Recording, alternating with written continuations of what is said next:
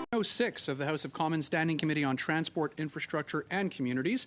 Pursuant to Standing Order 1082 and the motion adopted by the committee on Wednesday, February 21st, 2024, the committee is meeting to discuss infrastructure in Canada. Today's meeting is taking place in a hybrid format pursuant to the standing orders, and therefore members are attending in person in the room and remotely using the Zoom application. Although this room is equipped with a sophisticated audio system, feedback events can occur. These can be extremely harmful to our interpreters and cause serious injuries. The most common cause of sound feedback is an earpiece worn too close to a microphone. We therefore ask all participants to exercise a high degree of caution when handling the earpieces, especially when your microphone or your neighbor's microphone is turned on. In order to prevent incidents and safeguard the hearing health of our interpreters, I invite all participants to ensure that they speak into the microphone into which their headset is plugged, and to avoid manipulating the earbuds by placing them on the table away from the microphone when they are not in use. Colleagues, today we have the honour of welcoming the Minister of Infrastructure, the Honourable Sean Fraser, to us, and also two ministers to follow. We also have Kelly Gillis with us. Thank you both for joining us. I know that you're pressed for time, Minister, and you have to leave directly after the line of questioning, so I'll turn the floor over to you for your 5-minute opening remarks.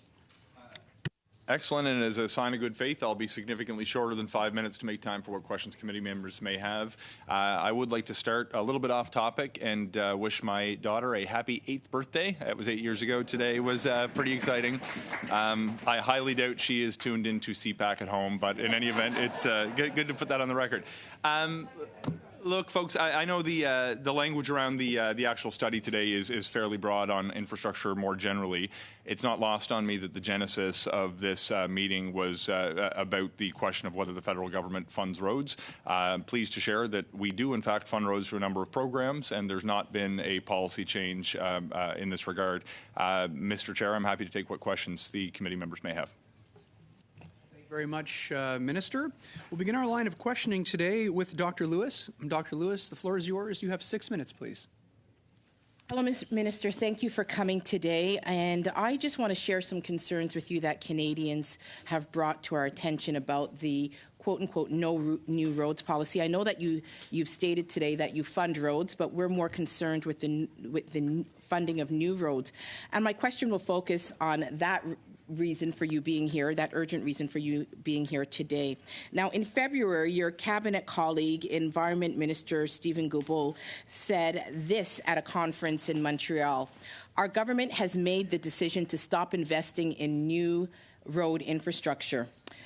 Minister, isn't it your government's goal to stop building new roads so that Canadians will stop driving their cars, thereby reducing their carbon footprint to fight climate change? Thank you, Dr. Lewis. I appreciate the question. I would like to just correct the record. There is no such policy as you've suggested in the pretense to the question. We do have a number of different programs that actually do fund roads, both in the past and going forward. The kinds of programs would include the National Trade Corridors Fund. It would include the Canada Community Building Fund. It would include the Disaster Mitigation and Adaptation Fund. It would include the Investing in Canada Infrastructure Program. There's a number of different programs, Parks Canada, to go further. There's a number of different programs where we, in fact, do fund roads. We believe that they make an important contribution to different communities. In urban environments, we have Minister, I'm talking about new roads, though. I'm specifically talking about new roads. Certainly, a number of those programs do fund new roads. What you're saying today is at odds with what the Minister of Environment said, and I'm going to go into further detail. He said, in clarifying this no new roads policy, that the analysis we have done is that the network is perfectly adequate to respond to the needs we have. And thanks to the mix of investment in active and public transit and in territorial planning and densification, we can very well achieve our goals of economic, social, and human development without more enlargement of the road network. Are you saying that he was stating a misinformation or an untruth here, Minister? Mr. Chair, Minister Guilbeault is appearing before this committee today. Is that correct? He is indeed. I'd suggest there's questions about his statements. You may be better placed. Do you agree with his statements? You agree with his statement. You're here, and I'm asking you if you agree with his statement. We certainly invest in public transit and active transportation for a whole host of positive economic and social reasons. We also fund road projects. Okay, so he stated that there's an analysis. Were you privy to that analysis? I understand during clarifying remarks he was pointing to comments around a specific project in Quebec, but there's not a decision that has been taken pursuant to any analysis not to fund new roads, as your question has suggested. That is not the case. Okay, he went on to say that the money that you save from not building new roads would be used to fight climate change. Do you disagree with that? Again, we have no such policy of not funding new roads. I've listed a number of programs that, in fact, do fund new roads. So it's not that I agree or disagree with the question. I disagree with the pretense of your question. Okay, so there are a number of people who are spouting that pretense in your party. MP Van Couverden said on X, building highways does not fight climate change. The proposed GTA West Highway will have a disastrous impact on the environment, encourage residential sprawl, and increase dependency on cars. Isn't it the goal of the Liberal government that not to fund new roads and instead invest in green projects like building bike lanes? Investing in green projects, including active transportation, is a good thing. However, to be clear, there are certain road projects that are a priority for our government. When I was first elected, one of my top priorities was to help secure $90 million in federal funding for the twinning of Highway 104. It was the most dangerous stretch of road in Nova Scotia. There are young people I know who I have known my whole life who've been killed in traffic accidents. So, Minister Fraser, again, you're at odds with another member of your party, Mr. Fraser. This is an important thing for my community, and I will respectfully not interrupt you during your questions, and I'd ask that you exchange the same professional courtesy. But, Mr. Fraser, we're very focused on this policy, and you're diverting to larger infrastructure. There is no such and I've policy, been able to examine you on larger infrastructure. Such a policy. It's simply incorrect that there is such a policy. So it's impossible to answer questions about something that doesn't exist. Okay. Well, thank you, Mr. Fraser. And I'm not trying to interrupt you. I'm just trying to focus on this very specific concern that Canadians have. Now, your Liberal government is increasing the carbon tax by 23% on April 1st. Isn't that tax revenue supposed to be enough to fund climate change? Why do you need to cut back on funding new roads? The policy you're referring to doesn't generate new revenue because all of the money is returned to the jurisdiction in which it's collected to go directly to households to leave 8 out of 10 families better off across the country as a result of the rebate that they receive. So there is no revenue from that policy for the government to use for infrastructure. Well, the parliamentary budget officer differs and says that it is not a revenue neutral policy, but I will continue with the line of questioning. How much time do I have? You have 50 seconds, Dr. Lewis. 50 seconds. Another question is, so why do you need more money from this new road policy in order to fight climate change if you have the 23% increase on the carbon tax? And we know that it's not revenue neutral. People are not getting back as much as they're paying out. So it's easy to conclude that your Liberal government is increasing the carbon tax by 23% on Canadians who cannot afford food, who are going to food banks, and now this same government wants them to give up their cars. Isn't that a fact, Mr. Fraser? No, the question contained a number of points that were not based in fact.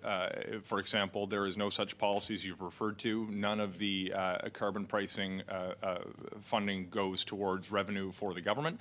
And in fact, the people that you seem to be genuinely concerned about are the very families who are left best off as a result of the policy, including according to the same parliamentary budget officer that you've referenced.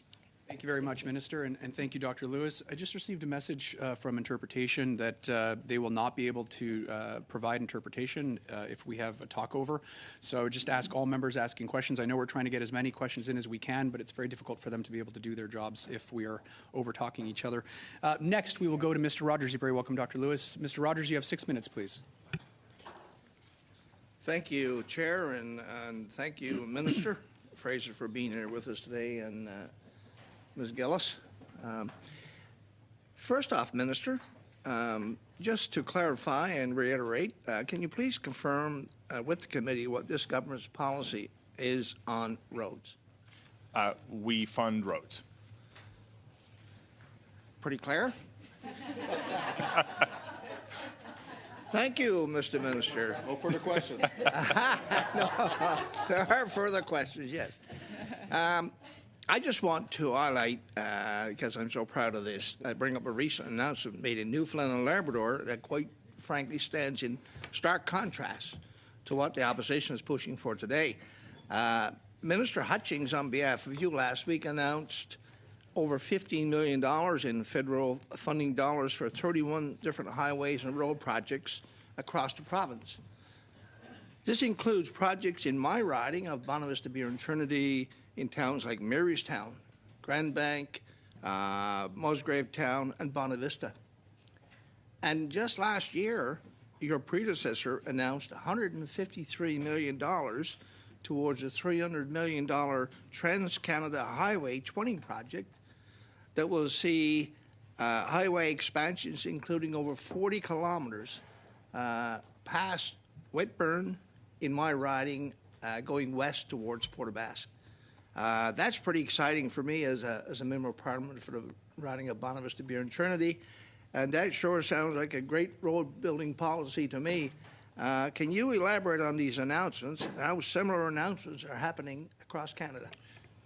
Look, thanks very much, Churns, for the question. $153 million towards the twinning of the Trans-Canada Highway in Newfoundland is a big deal.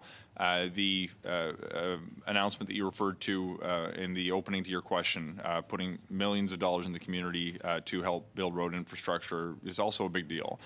Newfoundland and Labrador through the Canada Community Building Fund to date has had municipalities use about $50 million towards road building since we've been in government in your province.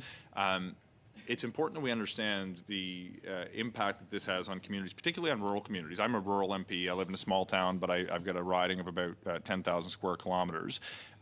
Road building projects put people to work. They can improve highway safety and they can improve connectivity between communities. To some of the points that Dr. Lewis made during her intervention, we have significantly stepped up transit infrastructure around buses, public transit, active transportation, disproportionately in urban environments. But for people like you and me in communities like yours and mine, the impact of investing in road infrastructure that improves the efficacy of travel, the safety for the general public, and the economic activity it generates is a positive thing in my view and in the view of the government. So to answer your question, we've now invested hundreds of millions of dollars in Newfoundland and Labrador alone that's putting people to work to build out roads that help grow the economy and improve the quality of safety on our highways. So, taking that further, as you just alluded to, municipal roads projects, but I know for a fact, for example, in Newfoundland and Labrador over the last number of years, we've been investing in what we call trunk roads, which are major highways that intersect with the Trans-Canada Highway and others. And also with, of course, many of the municipalities that these roads pass through. But also within the municipalities, we've been investing in major road improvements in many towns, which is great for these small rural towns. Without the federal government participation, these projects wouldn't happen. The province wouldn't have the capacity, and certainly the municipalities would not have the capacity. So if you talk about municipal infrastructure projects, particularly, and some of the key investments supports provided. Certainly, and I agree with your assertion altogether that some of these major projects, particularly on the bigger highway investments that you're referring to, these don't happen without significant investments with the federal government. I mentioned during a previous answer my own community benefiting from the twinning of 37 kilometers of highway between Sutherland's River and Antigonish that is helping improve safety on what was the most deadly stretch of highway in my province. But within municipalities, when you look at the extraordinary cost of investing in infrastructure, it's clear that they need support as well. One of the things that sometimes gets lost in the mix, even the decisions taken by municipal governments to fund roads, is sometimes using federal resources. The municipal projects I was pointing to, in Newfoundland, it was 391 different projects funded by the federal government through decisions taken by municipalities to the Canada Community Building Fund. Literally, in your province alone, hundreds of road projects have benefited from federal funding, and it makes an important difference, not just for those major highway expansions that you're referring to, but also for transportation, particularly in smaller communities in Newfoundland and Labrador, and in fact in every jurisdiction in the country. And I referred to earlier the 40 kilometers in my riding, but also there's a 15-kilometer stretch of the Trans-Canada in the Coast of Bays region, which is being funded near the town of Grand Falls, Windsor, and some other towns nearby. And more importantly, the improvements in the highway from Port of Ask coming east to fix the horrendous road that's there that bottlenecks traffic that comes from the ferry from Nova Scotia. That's a major improvement that will happen, and that'll be extremely important for safety reasons as well. No question. I can't help but feel like you took a shot at Nova Scotia blaming us for the potholes. But the federal government will help build out some of those road projects for a smoother travel experience. Thank you, Mr. Rogers, and thank you, Minister. Prochainement, nous avons Mr. Barcelou-Duval. Mr. Barcelou-Duval, thank you, Mr. Speaker. Thank you, Minister, for being here today to correct an unfortunate situation with, I'm speaking about the statement from the Minister of the Environment. I assume that because you are the first of the three ministers to speak to us today, it's because you want to set the tone, and you'll be giving the official version, or at least the most responsible version with regard to highway decisions in this government. You surely know that the Minister of Environment, Mr. Guilbeault, said not so long ago that his government had decided to stop investing in new. Mr. Guilbeault's statement, the Minister of Environment's statement, what I want to know is whether it does not correspond to your government's policy. Answer. I believe Minister Guilbeault clarified his question recently. He was talking about a specific project in Quebec, the third link in Quebec City. Minister Guilbeault and I and Minister Rodriguez are here to clarify the situation. We do invest in infrastructure. All right, I think you answered well. What I understand is no. That means that what Minister Guilbeault said does not correspond to the government policy, but you don't want to state it as such. But the question I have for you is, before making government announcements, you say our government made the decision. I imagine that people are consulted, that discussions are held.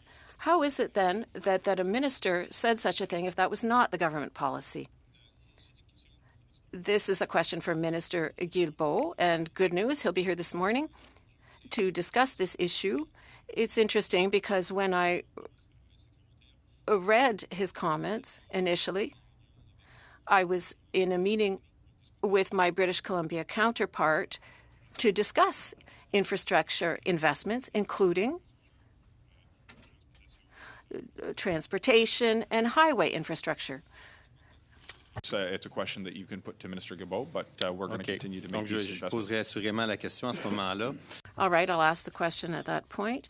You're well aware that you come from a region, Nova Scotia, that is vast. That's the case with Quebec as well. There are thousands of Quebecers that still aren't connected by highway right now. There are thousands of Quebecers who do not have a road leading to the provincial network, or the national network, rather.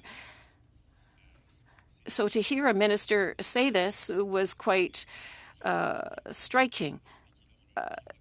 To say to people who live in an area with no highways, there won't be any new highways, well, you can imagine these people have been left behind for hundreds of years. They've been waiting for roads to arrive in their area. And when a government says, don't count on us, I think it's a statement that's fairly strong. I'd like to talk about another issue. Yesterday, our leader, the Bloc Québécois leader, twice questioned the Prime Minister about your intention to invest in the Community Building Fund for housing. This fund also finances sewer systems and highways. I don't think that it was your minister, rather, who did not understand what the question was, didn't understand what the Community Building Fund was, and yet there's $2 billion put into that system, put into that fund. Have you spoken to the Prime Minister about the issue of jurisdiction and investing in a jurisdiction that's not yours? It's very interesting because this is not a new program. This is a program that has existed to support municipal initiatives and infrastructure. There are no admissibility criteria. If I want to build I need to build housing to address the housing crisis. We have priorities that we share with other jurisdictions to facilitate the construction of housing. However, this is a discussion that we have with provinces. The federal government can discuss opportunities to use this fund. You know that the Quebec Union of Municipalities does not agree with your decision to include housing in that fund. So the Quebec Union of Municipalities and the Quebec government are both opposed to your inclusion of housing in that fund. Do you know that that fund is meant for other projects such as sewers, water processing, water treatment rather? And now you're saying it should be used for housing. Do you not think that your policy is the exact same one as the Conservatives have? That is that they think mayors are incompetent and you're going to cut off funding if they don't build housing? Look, I want to clarify. Our policy is not the same. I'll be speaking in English just to clarify that one point. We've not made changes saying you have to spend this money on housing now. It's still going to be spent on the same kinds of projects as before. We're discussing in the agreements we reach with provincial governments, and there's some exceptions in different provinces, in the agreements that we're reaching to identify priorities around producing housing needs assessments for larger communities, around certain changes that they can make that will make it easier to build housing as we move forward with multi-billion-dollar transfers to provinces. But we're not telling municipalities they have to start spending this money on housing. We've got ancillary policies that we're working to negotiate with provincial governments primarily that will facilitate the process of building housing as part of the transfer funds. Thank you, Minister. Thank you, Mr. Boissier-Duval. The floor is yours. 6 minutes, please. Thank you, Mr. Chair, and thank you, Minister, for being with us today. You mentioned in a previous response that you were meeting recently with your provincial counterpart in British Columbia, Minister Fleming, and so I thought I would start there, in particular in Northwest BC, the region that I represent. And that region, specifically Tahltan Territory, is a major mineral producer, several active mines that are currently producing critical minerals. I know this is a priority of your government.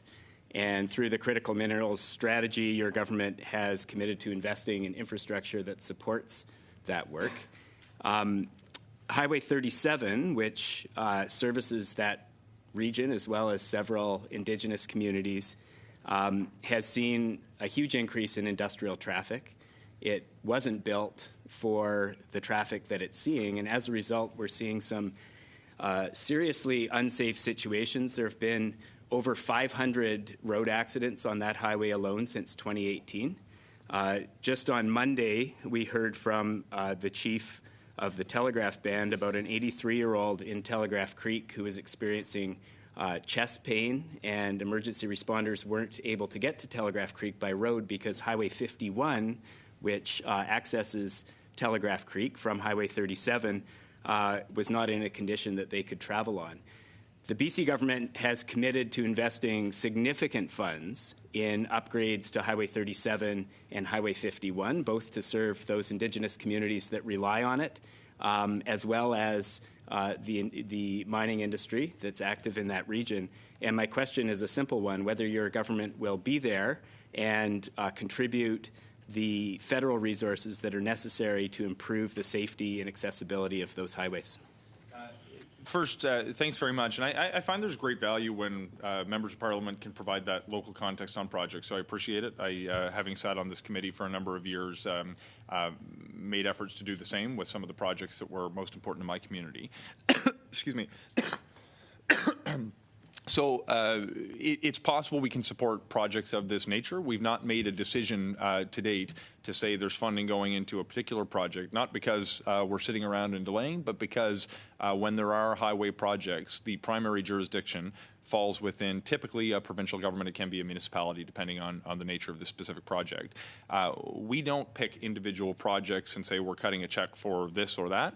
We establish programs that can fund different kinds of projects that are eligible and then rely on partners who have primary jurisdiction to prioritize those projects. So it's a discussion I'd be more than willing to entertain with the provincial government of British Columbia, but of course they go through an exercise of allocating their share of a federal program by times to understand which projects we may be able to fund. And of course, in the future, there may be new or different programs that would change the eligibility. But if you want to have a discussion offline with me or my team to identify opportunities, that's something that we'd be happy to do.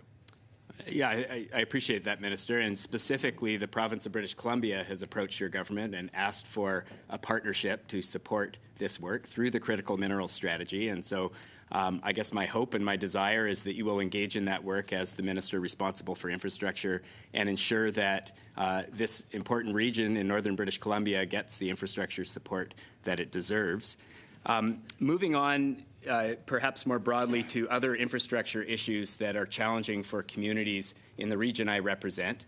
The community of Smithers applied in 2020 for an important wastewater project. They've been receiving letters from your counterpart, the Environment Minister, saying that they're no longer in compliance with federal wastewater regulations. So they applied in 2020. They were turned down in 2021. They revamped their project. They reapplied in 2022. And now it's been almost 2 years since they've heard back from your government about whether they're going to get the funding. Now, in northern BC, as you know, the construction season is very short. And every season that goes by without putting shovels in the ground is another season when the community risks not being in compliance with your government's own wastewater regulations. Their effluent, of course, going into the Bulkley River, which is part of the Skeena watershed, an important wild salmon river. Everyone wants to see this cleaned up. Everyone wants to do the right thing and to accommodate future growth of the community. Can you tell the people of Smithers when they're going to hear back from your department about this important infrastructure project? Just before I give an answer, the more recent application that you've referred to, do you know which program that application has come through? My assumption is that it was applied for through the ISIP program, Investing in Canada Infrastructure Program. Certainly. So just by way of process, so when we put funding on the table, we then invite provincial governments who we reach a bilateral agreement with to send a list of their ranked priorities in order to use the funding that we've made available for water and wastewater. And by and large, we meet the priorities that are identified by provincial governments. We can look into this specific project, but it would depend on whether the provincial government has exhausted its allocation under the fund in the water and wastewater stream. If there's funding that remains available and the provincial government wishes to advance it, and presuming it's eligible, which it sounds from your description it could be, it sounds like it would be a meritorious project, but I'd have to look at the assessment. But of course, that also relies upon the decision to prioritize or not prioritize a specific project by the provincial government. Thank you, Minister. Thank you. Thank you very much, Mr. Bachrach. Next, we have Mr. Muse. Mr. Muse, you have 5 minutes, please. Thank you, Mr. Chair. So, Mr. Minister, when you say there's been no policy change, as you did in your opening remarks, I find that hard to believe because yesterday, Global News reported, and let me read the headline, Guilbeault's road funding remarks sent staff scrambling, emails show. And so this was the result of an information access request that Global News made and got 2 days' worth of emails from your department, Infrastructure Canada. And, to quote some of what was revealed in those emails, that there was quite the blowback, that we need to urgently find out what roads were funded this year and last year and give some examples. So there was some scrambling to cover up. So maybe you can comment on that and how that seems to be at odds with your comment that the policy has not changed. When I first saw reporting on the comments, I wanted to look into where it had come from. Subsequently, Minister Guilbeault provided clarification and indicated he was referring to a specific project. It's important to me when people, including in my own community, not just as the Minister, but as a Member of Parliament for a rural community, that we can demonstrate, in fact, when people have concerns about whether we build roads, that we do build roads. So there hasn't been a policy shift. I expect it was because there was a misunderstanding that was playing out in public that was clarified subsequently that required us to demonstrate publicly. In fact, there hasn't been a policy change, and I can reassure you it's the case that we maintain support for road building and that there hasn't been a policy change.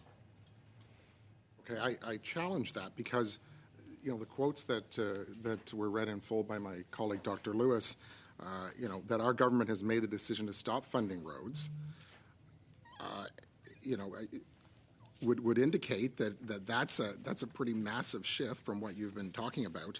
Also, in response to Mr. Rogers, you made the comment that without federal involvement, a lot of these projects wouldn't happen. And so we've heard from mayors, we've heard from premiers, we've heard from ministers of transportation at the provincial level, we've heard from many different stakeholders who have all raised alarm bells on hearing these comments.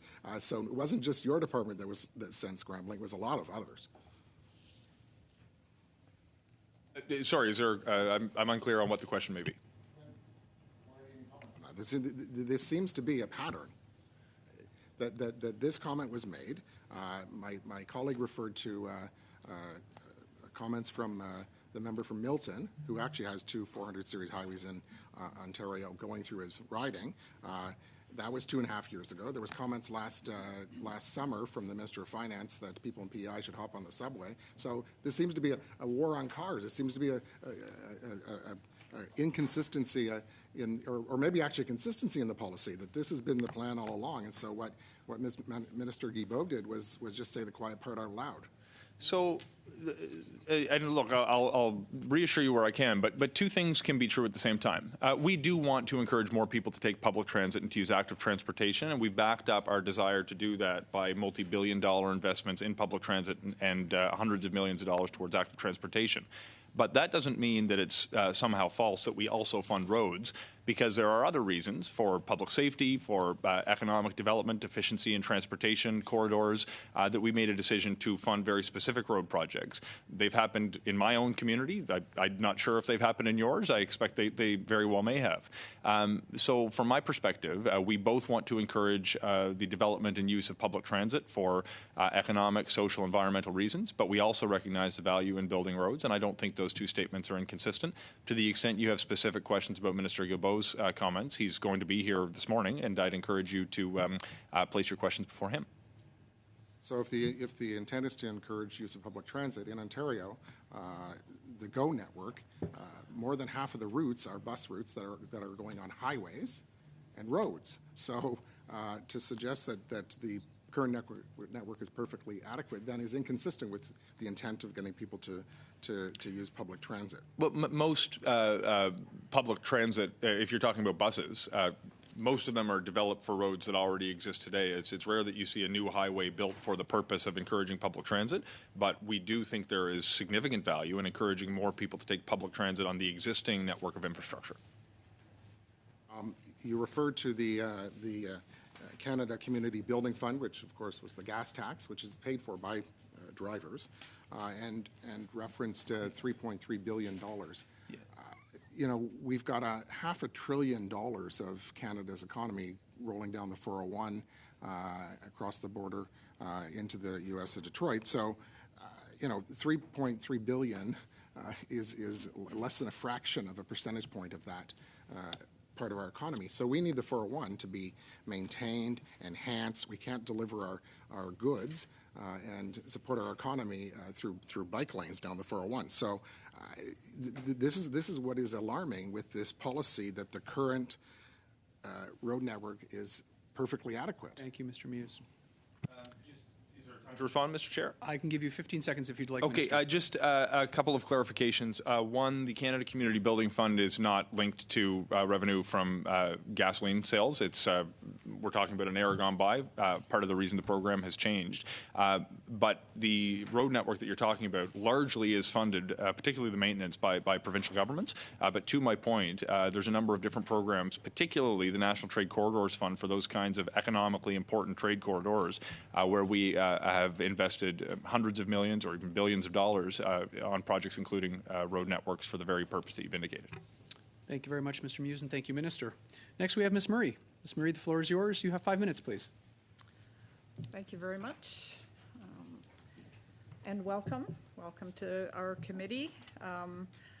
I am interested in the issue of building in a way that's climate compliant.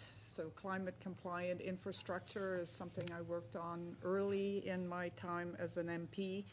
And so I'm interested in an update because what and how we build matters. And if the federal government is supporting infrastructure, how are we ensuring that the infrastructure we support is climate compliant? And so I just, if you have a brief response to that, then I have some specifics I'd like to dig into. Excellent, and thank you. It's refreshing when I find members of Parliament who have a unique focus on issues of great importance. And from the day I first met you, climate has been at the front of the radar, and I thank you for that. So there's a number of different things that we do. We have programs that we put in place to help with adaptation and resiliency. We have programs that we have put in place to focus on mitigation. We have focus on water and wastewater, which can actually protect the health of our marine environments.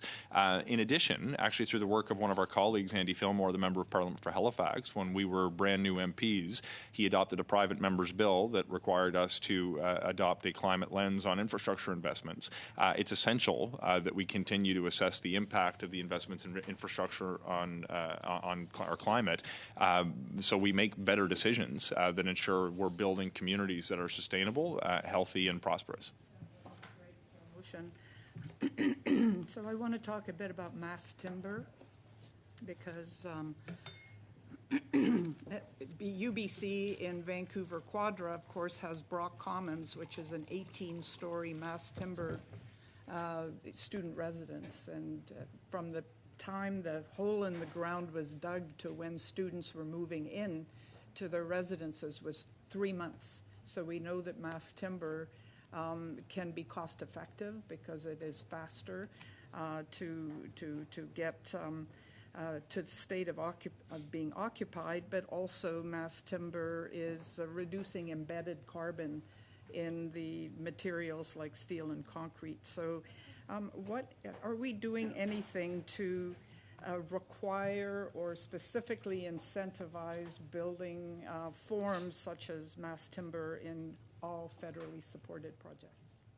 Absolutely. We have a number of ways that we support mass timber, and maybe before I get into the ways that we support them, I am a huge supporter of the technological advances that are allowing us to build sustainable buildings at the speed at which you can produce, the safety and the work site that you can produce, and the opportunity to build in a factory type setting creates enormous advantages for the technology, and it's going to be a big part of the path forward to help address the climate crisis. So we're looking to include a number of different technologies in the catalog of pre-approved designs that we've launched, including mass timber specifically, that will create opportunities to create a consistency in demand that will help us ramp up the production of mass timber. We've supported a number of projects before to help address housing supply, including, in fact, a really unique program at UBC that focuses on building kits that are designed to produce houses that meet the building code in the province. We're also looking at additional ways that we can support mass timber projects through investments in the factories that are engaged in mass timber construction. There's a number of different ways we're looking at doing this. There's a number of projects we've supported in the past, but the technology as a solution to the housing crisis that's sustainable and also can have the potential to drive the economic opportunities in the forestry sector in our country has me fully behind it. Yeah, thank you. So climate compliant infrastructure is, I think, has to be a core principle in what we fund. Now, that's the structure, but the functioning of buildings is another matter. And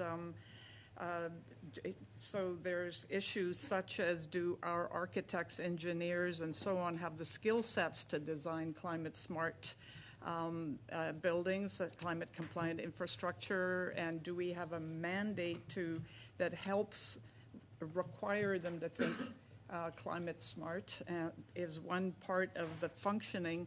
But I want to also ask about the licensing and training of the management of buildings. The United States has a group that is called the Climate Officers Program, and And so it's a registered program where people, the Association of Climate Change Officers, leads climate enterprise readiness through training programs and certification. Do we have anything like that in Canada, or are we considering anything like that in Canada? Look, I've got 15-second response, a please. cursory understanding of some of the work that we do, but I do have an expert whispering in my ear next to me here. So rather than try to play broken telephone to our deputy, if you want to provide a little clarity, that would be helpful. Thank you, Minister. So what we have been doing is to try and augment and support the expertise within municipalities and with proponents by having programs, whether through the FCM or through ourselves, to give them tools, training, and expertise to understand the assets that they have, the climate risks that they're facing, and how do they be better custodians of those particular assets. Also supporting and working with the NRC on codes and standards and bringing those into place. So, for example, if a municipality is looking at, flood mitigation, it's not just the asset investment in the capital at the end. It's to be able to understand and protect kind of their environment and the different investments that have to be made. So we've been investing in that type of capacity at the municipal level. Thank you. And okay, thank you. Thank you very much, Ms. Gillis. As you can see, colleagues, I'm trying to be as tight with time as possible so that we can get through all the rounds that we would like to get to. Prochainement, nous... And next, we have Mr. Barcelou-Duval. You have 2.5 minutes. Thank you, Mr. Chair. Let's continue with the Community Building Fund. We were denouncing the government's desire, your government's desire, to set conditions and encroach on our jurisdiction. I have a very specific housing project that I'd like to discuss with you. A municipality in my riding, Contrecoeur, had a problem with Canada Mortgage and Housing because it was classified as a rural municipality, whereas the population has increased. There are now more than 10,000 inhabitants, but it's still classified as rural.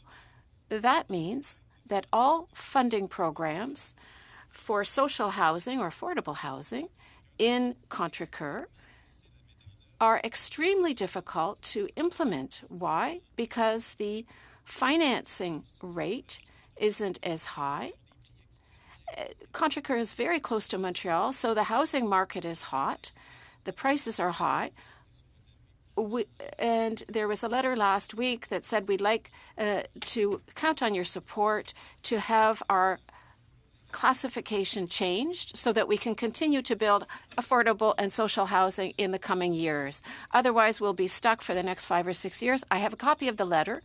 I'd like to hear what you have to say about administrative errors or when there's a demographic change. What can happen? It's very important for me. I come from a community with 200 people, some of which are my family. So I really lived in a village. It's very important to understand the needs of a community. And there have to be pathways for small municipalities to meet their needs, rural communities as well. I need to work on this question. Your situation is similar to what we're experiencing in Halifax, for example. Around Halifax, there are very small municipalities of 100 people, for example. So I've been working to address this problem. So if you could send me an email with all the details, then my team will examine the question and respond to it. Next, we have Mr. Bachrach. Mr. Bachrach, you have 2.5 minutes, please. Minister, a few months ago, I expressed to you my concern that the way you had structured the Housing Accelerator Fund pitted very small cities against very large cities. The cutoff for the urban stream is a population of 10,000 people. And the community that I had in mind at the time was the city of Terrace, which has a population of about 12,000. This is a concern that the mayor has expressed to me directly. And in your response, you indicated that you were also a rural MP and that you were going to ensure that those small communities had a fighting chance in the fund. Now, the City of Terrace's application to the Housing Accelerator was turned down by your government, and now the city is wondering where your government stands when it comes to supporting their housing priorities. Just for context, the city of Terrace has been significantly affected by industrial development in Northwest BC. It's a regional service center, and it lacks a lot of the revenue opportunities that other communities are able to tap into through those industries. They have a housing crisis. They want to build housing. The city wants to partner with your government to make that happen. What's your message to community leaders in Terrace? And are you willing to sit down with me as soon as possible and discuss their priorities so that we can find a way to ensure that federal dollars make their way to that community? First, to your direct question, we can discuss. We see each other in the halls of Parliament. I would gladly take time with you. More than that, if someone from my office wanted to get in touch with a specific municipality, we could arrange something so we can walk through specifics of the application. Which, having received 540 applications across the country, you'll forgive me if I don't have the details of the individual application front of mind. We did take significant effort to ensure that small communities were represented fairly within the fund. We had a carve-out for small communities and had some flexibility for some of those communities that may have been just beyond the population threshold. We looked at the need, the growth rate, and the accordance with the measures they were willing to adopt as compared to the best practices that we published online. I'm eating up most of your time, but we can follow up after the fact because I don't want to ruin your chance at another question. My last question, Ms. Murray raised the climate implications of infrastructure investment, and in your response to her, you brought up the climate lens. This was an interest of mine several years ago. And my question is very specific to the topic that we were brought here today to discuss, which is road investments. And I'm just wondering if any federal highway expansion investments have been subject to the climate lens. I expect, but we've got the Deputy Minister here who would be more familiar with the individual projects. Any particular project that went through ISEP would certainly be subject to the climate lens. And since then, we've actually brought in the climate lens directly into program eligibility. So it's not a separate lens. It's actually part of eligibility of any particular program. But ISEP is only one of many Deputy funding Minister, pools. and Well, thank you, Mr. all of the programs, DMAF, as you're aware, all Thank you subject both. to. Thank you very Thanks. much. And for the third round, we will go to Dr. Lewis for 5 minutes, please. And I'm going to ask both the members that will be speaking last to keep their remarks to 5 minutes so we can respect the minister's time. Dr. Lewis, the floor is yours. Thank you, Chair.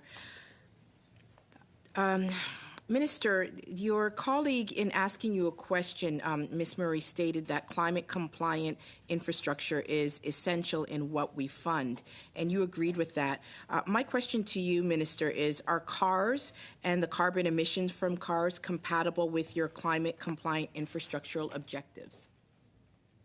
So we have to recognize reality in which we live. Cars are a part of life, but we need to make sure that we're designing communities in ways that are going to facilitate the movement of people to the opportunities, the services that they need, preferably where infrastructure already exists. But having told you about the importance of supporting a highway twinning project in my own community, primarily for public safety and economic reasons, I recognize that it's possible to fund a project that would build a road that cars travel on without jeopardizing the climate objectives that we need to pursue through a suite of policy measures. Okay, so your answer, you said preferably where infrastructure already exists. Now, I live in a rural community, Minister, and so do you. And there are no subways or public transits per se in my community. Do you realize that rural communities need cars and the expansion of infrastructure in order to meet their daily needs because of the vast terrain of their communities? So when I say infrastructure, that includes where infrastructure already exists. That includes an existing network of roads. I live in a very small community, but we're supporting public transit not through subway expansion in a community of 9,500 people, but with a small bus that's helping seniors, low-income families, Canadians living with disabilities to access the services that they need in their community.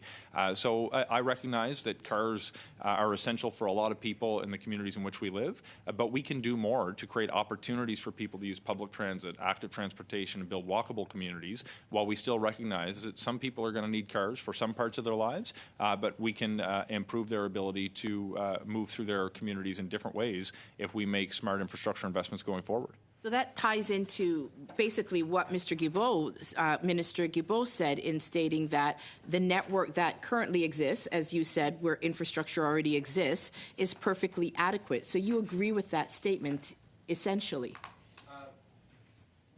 And if I was ambiguous in my remarks, let me clarify.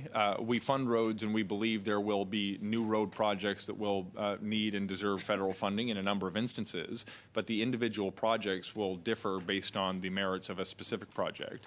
In my view, particularly when I'm focusing on where we're building housing, we're pursuing more density where services and infrastructure and opportunities exist, as opposed to urban sprawl. It's not only more sustainable, it's more economic. It reduces the cost of living, and for a lot of people who can live more closely to their jobs, to the grocery store, to their friends and neighbors, it creates more livable communities.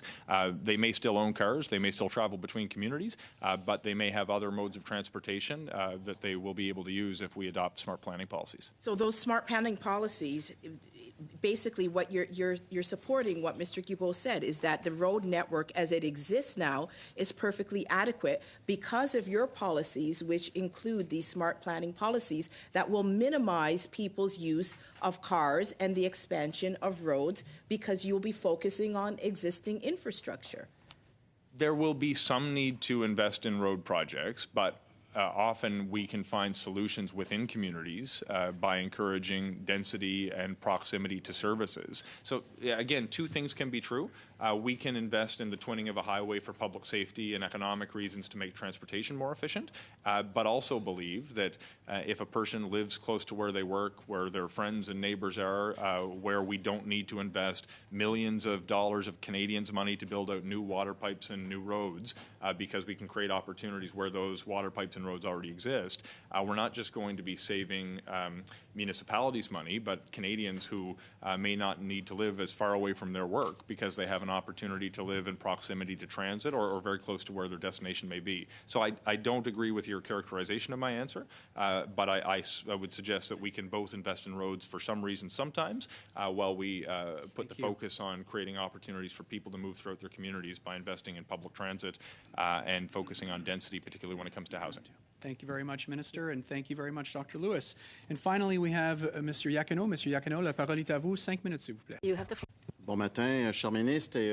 Good morning, Minister. We're going to speak in French. I know that you've made a lot of progress in French. Minister, please talk about the Invest in Canada infrastructure program and the support that there is for infrastructure in building in Canada in general. Before beginning, I'd like to thank my colleague and my professor in the first years, my teacher, French teacher in the first few years. When I started learning French, I didn't speak a word, and I had help from my colleague here. The program is very important. When we invest in infrastructure, we increase opportunities for Canadians, economic opportunities for their families. This is very important because it helps improve quality of life as well, and the quality of our environment when we invest in infrastructure. For example, with water treatment infrastructure projects. Then there are also there's also infrastructures such as public transit, recreational structures, and heritage structures. I may have made mistakes in my French, but so when we invest in such projects, we improve the quality of life, the environment, the economic opportunities, and we create jobs for Canadians as well. This is a great thing for the entire country. You said these projects really make people's lives easier, and that the programs help them get the infrastructures into their communities. Yes, it's simple. Building houses, for example, isn't just a way to house a family. It's something that contributes to the entire community. My children use parks. My daughter, who's celebrating her birthday today, plays in our locals' parks.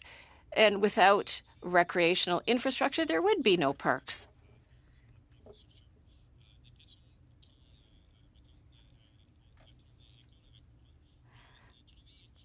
And thanks to infrastructure projects, people are able to find jobs. This is a great thing for our economy. This is a great thing for quality of life. And this is a great thing for the environment as well. Every time we invest in new infrastructure, we are supporting the economy and improving quality of life for Canadians. Minister, please tell us about historic investments that our government has made in public transit. And please tell us also about the importance of setting up a permanent fund for public transit. Yeah, it is indeed very important. It's essential that we invest in public transit systems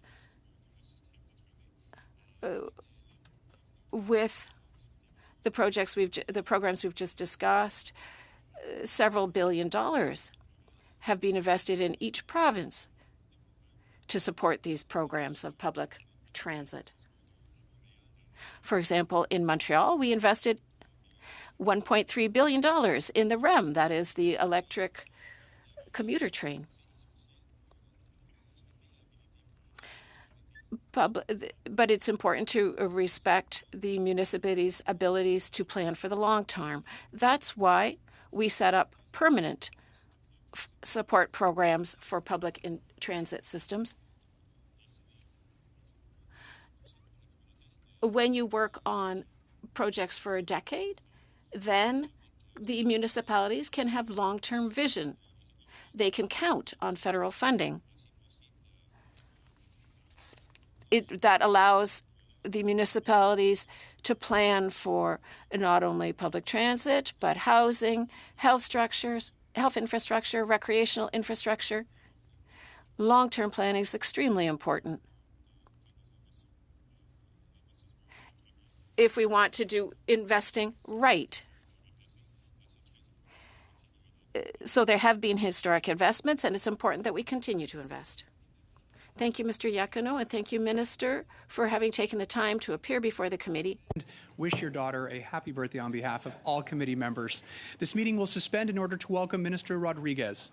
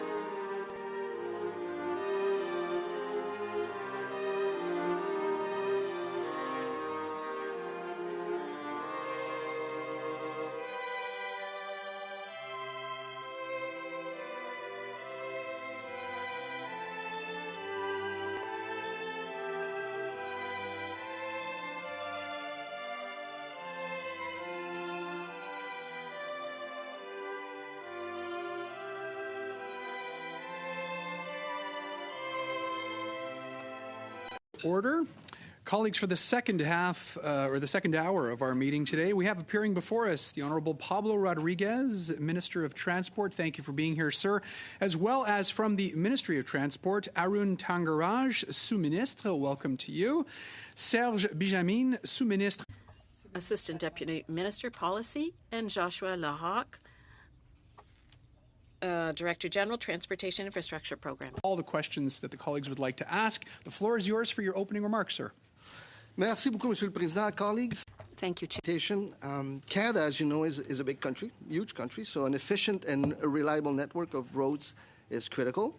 From coast to coast to coast, roads are part of how we get goods and people where they need to go safely and quickly. Taking care of these roads and keeping them strong and in good repair, and also expanding them where necessary is just as important. Et soyons clairs, la majorité des routes canadiennes. It's clear that the majority of Canadian roads are under provincial or territorial jurisdiction, though that means that those levels of government are responsible for building, maintaining, and financing the network. Transport Canada has, however, long funded major infrastructure projects. Funding for us is the National Trade Corridors Fund, or the NTCF. You guys know it quite well. Since its launch in 2017, the NTCF has provided over $4.1 billion for 213 infrastructure projects across Canada. And this is very important to mention, includes over $1 billion for 42 road projects. These projects are designed to help improve our national supply chain, making it smoother, more efficient, and more robust. So it's there to ensure that goods and raw materials get where they need to be when Canadians need them. So here's some examples. We're investing $135 million to upgrade the Klondike Highway corridor in the Yukon. This project includes rebuilding 110 kilometers of road, new bridges, and EV charging stations. We also provided over $70 million to help the city of Edmonton improve the crossing at 58th Street and help CP Railway increase safety and improve traffic flow. The project will build a new overpass over the existing railway crossing, 2 new traffic lanes, and realign the intersection at 82nd Avenue and 58th Avenue. In Nova Scotia, we completed the twinning project for Highway 104. This included twinning and upgrading 28 kilometers of the existing highway, as well as building an entirely new 10 kilometers, 4-lane realignment of the highway to facilitate container and truck traffic in that corridor. On a annoncé 45.9. We announced $45.9 million for the Port of Montreal, where we're connecting it between Notre-Dame and Pierre de Coubertin. And there will also be a connection with the Trans-Canada Highway. The NTCF also funded another $50 million in Montreal to connect Mirabel Airport with a new loading bridge. We provided $12.2 million at the Fraser Story Portlands to improve the fluidity and safety of road and rail traffic operations. And those are just a small sample of NTCF projects across the country that involve roads. With this program, we have made investment and built important projects across the country. Et je suis très content, si on l'a vu cette semaine. And I'm very happy we saw this week that in a report tabled a few days ago, the Auditor General recognized that the National Trade Corridor Fund is working very well. And let me just go off on a tangent here. Transport Canada is also in charge of the maintenance agreements for the Outaouais highways. The idea is to promote security and encourage industrial development in the National Capital Region. In December, in fact, I announced a joint investment of $70.4 million for road work in Gatineau. For most of our country's highways and roads falls to municipalities, territories, or provinces. There's still an important role for the federal government to play, and we will play that role. Merci beaucoup. Mais merci à vous, Monsieur. Thank you, Mr. Minister. We'll start today with Mr. Strahl. Here's your 6 minutes, please. Thank you, Mr. Chair. Thank you, Minister, for being here. We're here because of the comments of your Montreal colleague and cabinet colleague, Stephen Guilbeault, who said in prepared remarks at a transit symposium in Montreal, he said, our government has made the decision to stop investing in new road infrastructure. There will be no more envelopes from the federal government to enlarge the road network. Were you at the cabinet meeting where that decision was made? I think that he had the chance to clarify himself, and I think he's coming right after me, so Mr. Strahl, you will have the chance to ask exactly for what he meant by that. What I understood after his clarification, that it was specifically talking about one project which concerns Madame Vien. He didn't actually speak just to one project. He said we don't have funds for large projects like La Troisième Ligne. So he said we don't have funds for large projects going forward. Well, I want to. So you've said there wasn't a cabinet decision that when he said I can't talk about what when he discussed. said our government made the decision, he was lying, or how did that? Mr. Strahl, you've been here for a while. You know that I cannot talk about what's discussed at cabinet. Okay, What I can tell you and demonstrate to you is that we have been financing many projects, including at transport, through the NTCF fund. So he said that the analysis we have done, I assume that again means the government, the analysis we have done is that the network is perfectly adequate to respond to the needs we have. As a Montreal MP, do you believe that the road network in Montreal is perfectly adequate? I've been saying for a while that there's a lot to do in terms of road, not only in Montreal, but everywhere, in the Quebec region where Madame Vien comes from, and in other provinces across the country. That's why we have the project and we're investing in roads. You disagree with the analysis that your government did, that the minister announced at that? We will ask him the questions. I'm not sure which analysis you're talking about. Well, he said the analysis was done by your government, so that's what I'm referring to. If you have it, we would love to see it. But that's what he said at the. I'm not creating words. He didn't get jumped by a journalist on this corner of the street. He made these remarks, prepared remarks, which I assume were approved by the Prime Minister's office. You're assuming. But another question I had about Montreal. We saw in Montreal where there was actually a police incident at a local food bank because there was so much need for the food bank that there was a skirmish that the police had to be called in to restore order because people can't afford to put food on their table. We know that with the increase in the carbon tax that your government is bringing in, 23% increase in carbon tax will drive up the price of food because, as you know, as the Minister of Transport, when you increase the carbon tax, you increase the cost of transportation and trucking. So are you, given what has happened in your own community? Mr. Chair, point of order. Excuse me, Mr. Strahl, point of order. Ms. Koutrakis. Yeah, I'm sorry to interrupt my honourable colleagues. I just want to speak to relevance. I'd like to know on the comments where this conversation is going on relevance. Mr. Chair, with what happened in the last committee when we were here to talk about roads and we were talking about buildings at UBC, I'm sorry that we're to be interrupted now by a Liberal member of Parliament when I'm questioning the minister. We didn't interrupt when there was irrelevant comments and questions in the last panel, and we don't expect to be interrupted by Liberals now when we're asking about something that is important to Canadians. Thank you, Mr. Strahl. I've stopped your time, so you will not lose time for that point of order. I'll just ask all colleagues, regardless of political stripe, to try and keep on topic with what we're supposed to be discussing here today, and I'll turn the floor back over to you, Mr. Strahl. So when you increase the carbon tax by 23% on April 1st, you're going to increase the cost of food, which will increase the need for food banks. We've seen 2 million Canadians a month now needing access to a food bank. Why are you increasing the cost of the carbon tax when it's having such a detrimental impact even in your own community? What is the cost of doing nothing as you're suggesting, Mr. Strahl? What's the impact of floods, of huge fires?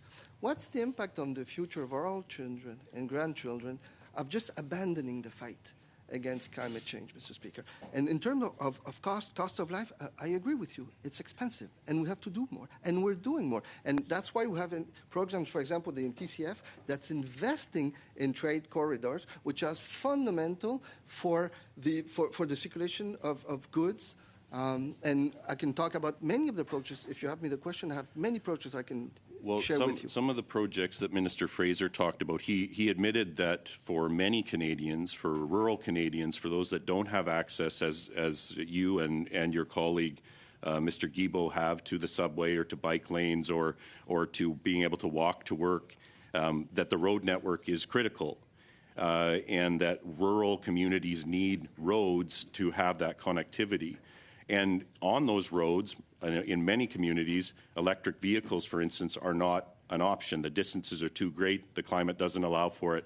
So why, again, are you raising the cost of the fuel that is necessary for people to drive on those roads, to use the cars that they need to live their lives? Why are you making life more expensive for Canadians by increasing the carbon tax and by having these, your colleague, quite frankly, say that they're going to be on their own going forward when it comes to investments from the federal government?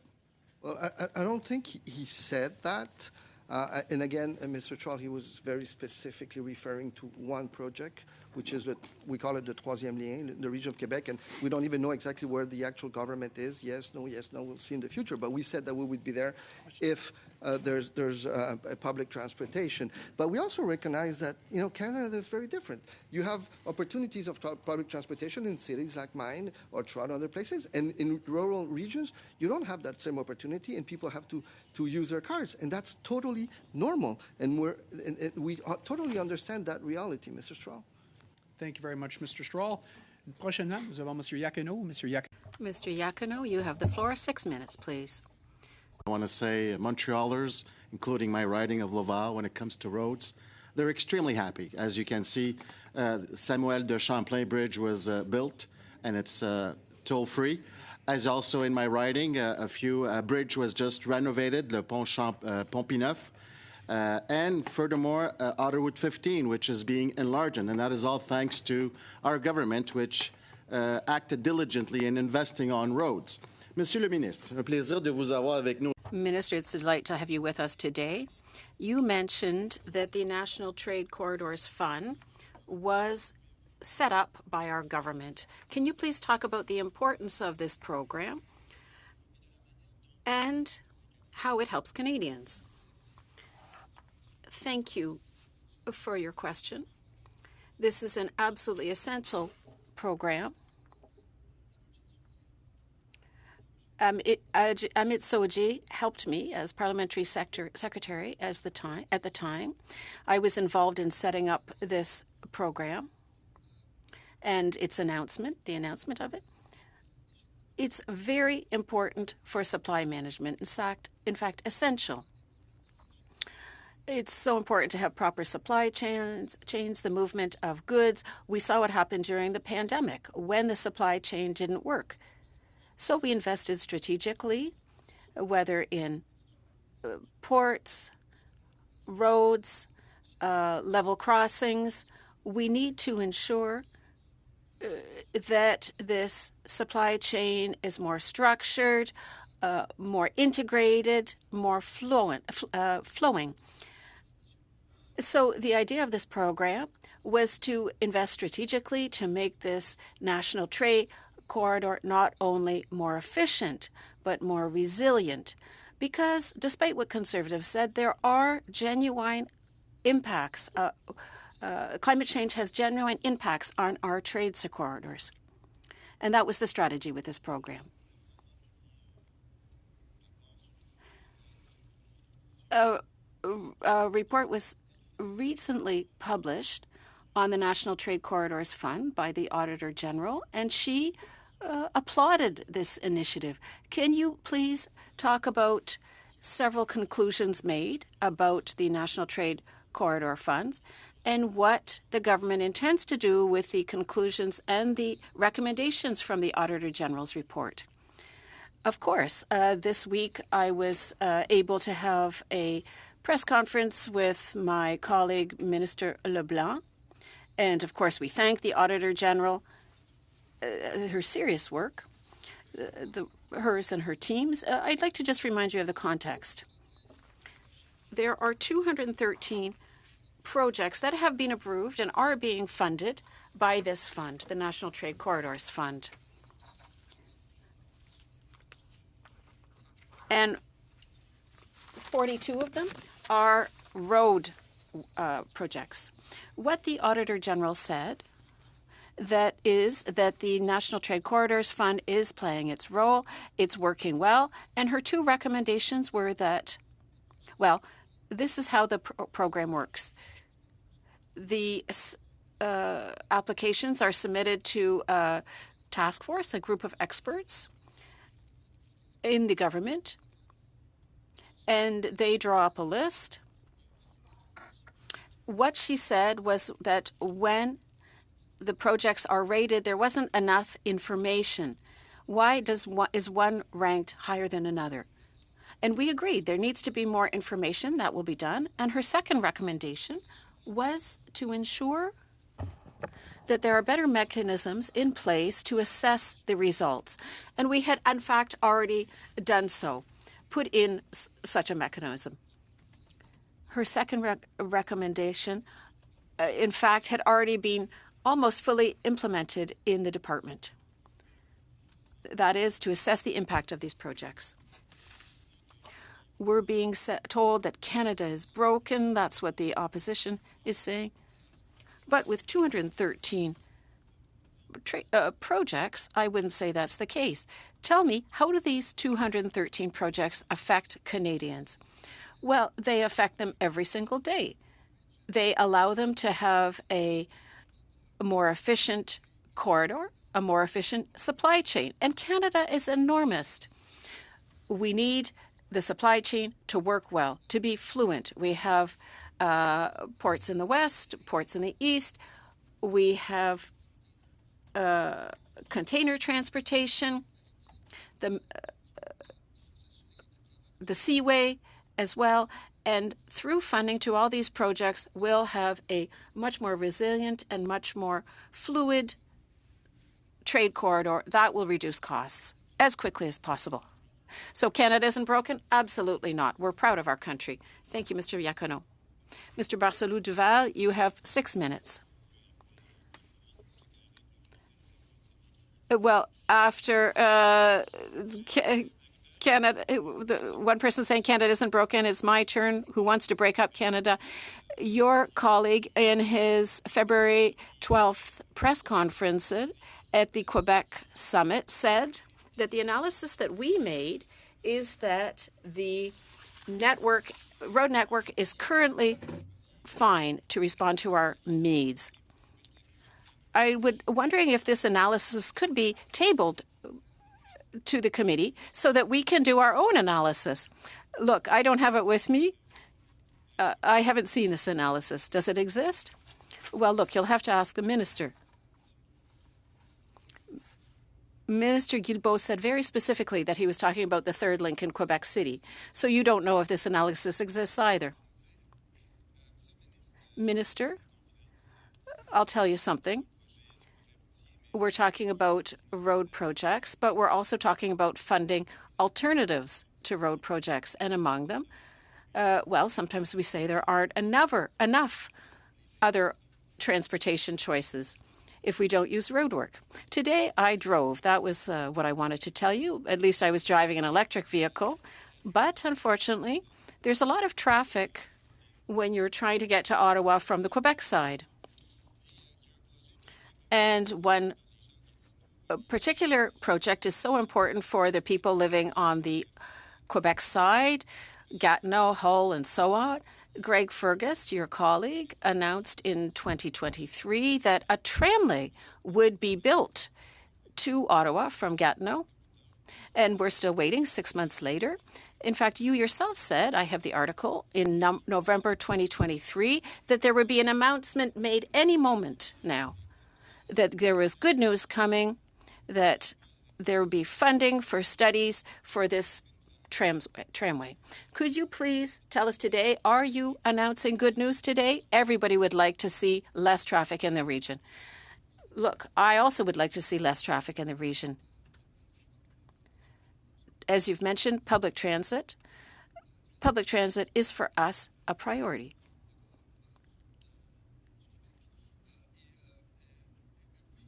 And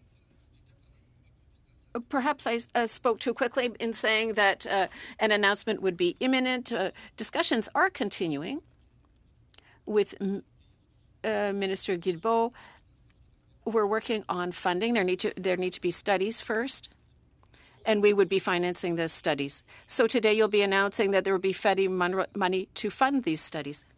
Look, when it concerns public transit, especially when there's a lot of congestion in an area, if we can change the way that people travel, and look, I have the exact same situation. I also live on the Quebec side and try to get into Ottawa.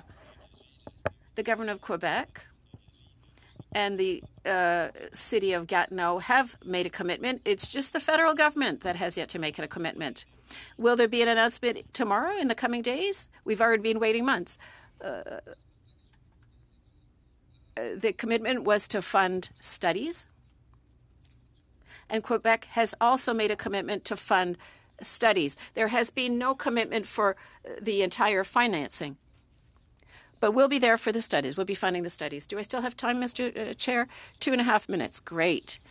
I have another question for you concerning public transit once again and alternatives to driving.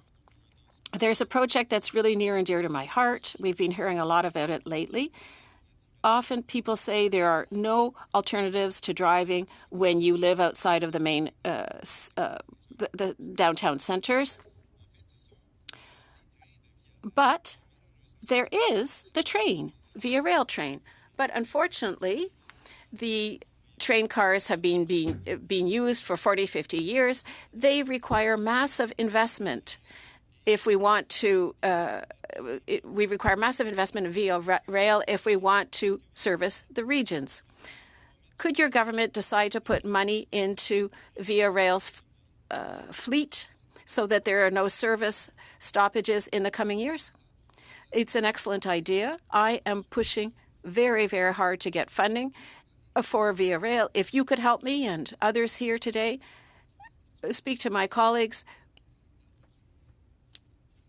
It would be great to be able to invest a lot of money in the locomotives, because it is true indeed that the cars are old. This is something that we want to do, however. We want to go forward with this idea. You know that the procurement process takes at least 10 years, and the train cars will not last another 10 years. So people can expect to have less service in the regions. Can we reassure them? We're already talking to people who are experts in rail service. Even this morning, I was talking to them. They've told me that there are indeed ways to keep the trains running. In fact, there's a whole debate. On change tout de suite pour acheter des locomotives. On where trains are going. Currently, trains run on diesel, but there is the possibility of having hybrid trains, trains that can be battery-powered or even run on electric networks. Please. Thank you, Mr. Chair, and thank you, Minister. This discussion today is in large part about the balance between investing in highway infrastructure and investing in public transportation. That's how your government has framed it. And there are a lot of concerns around public transportation.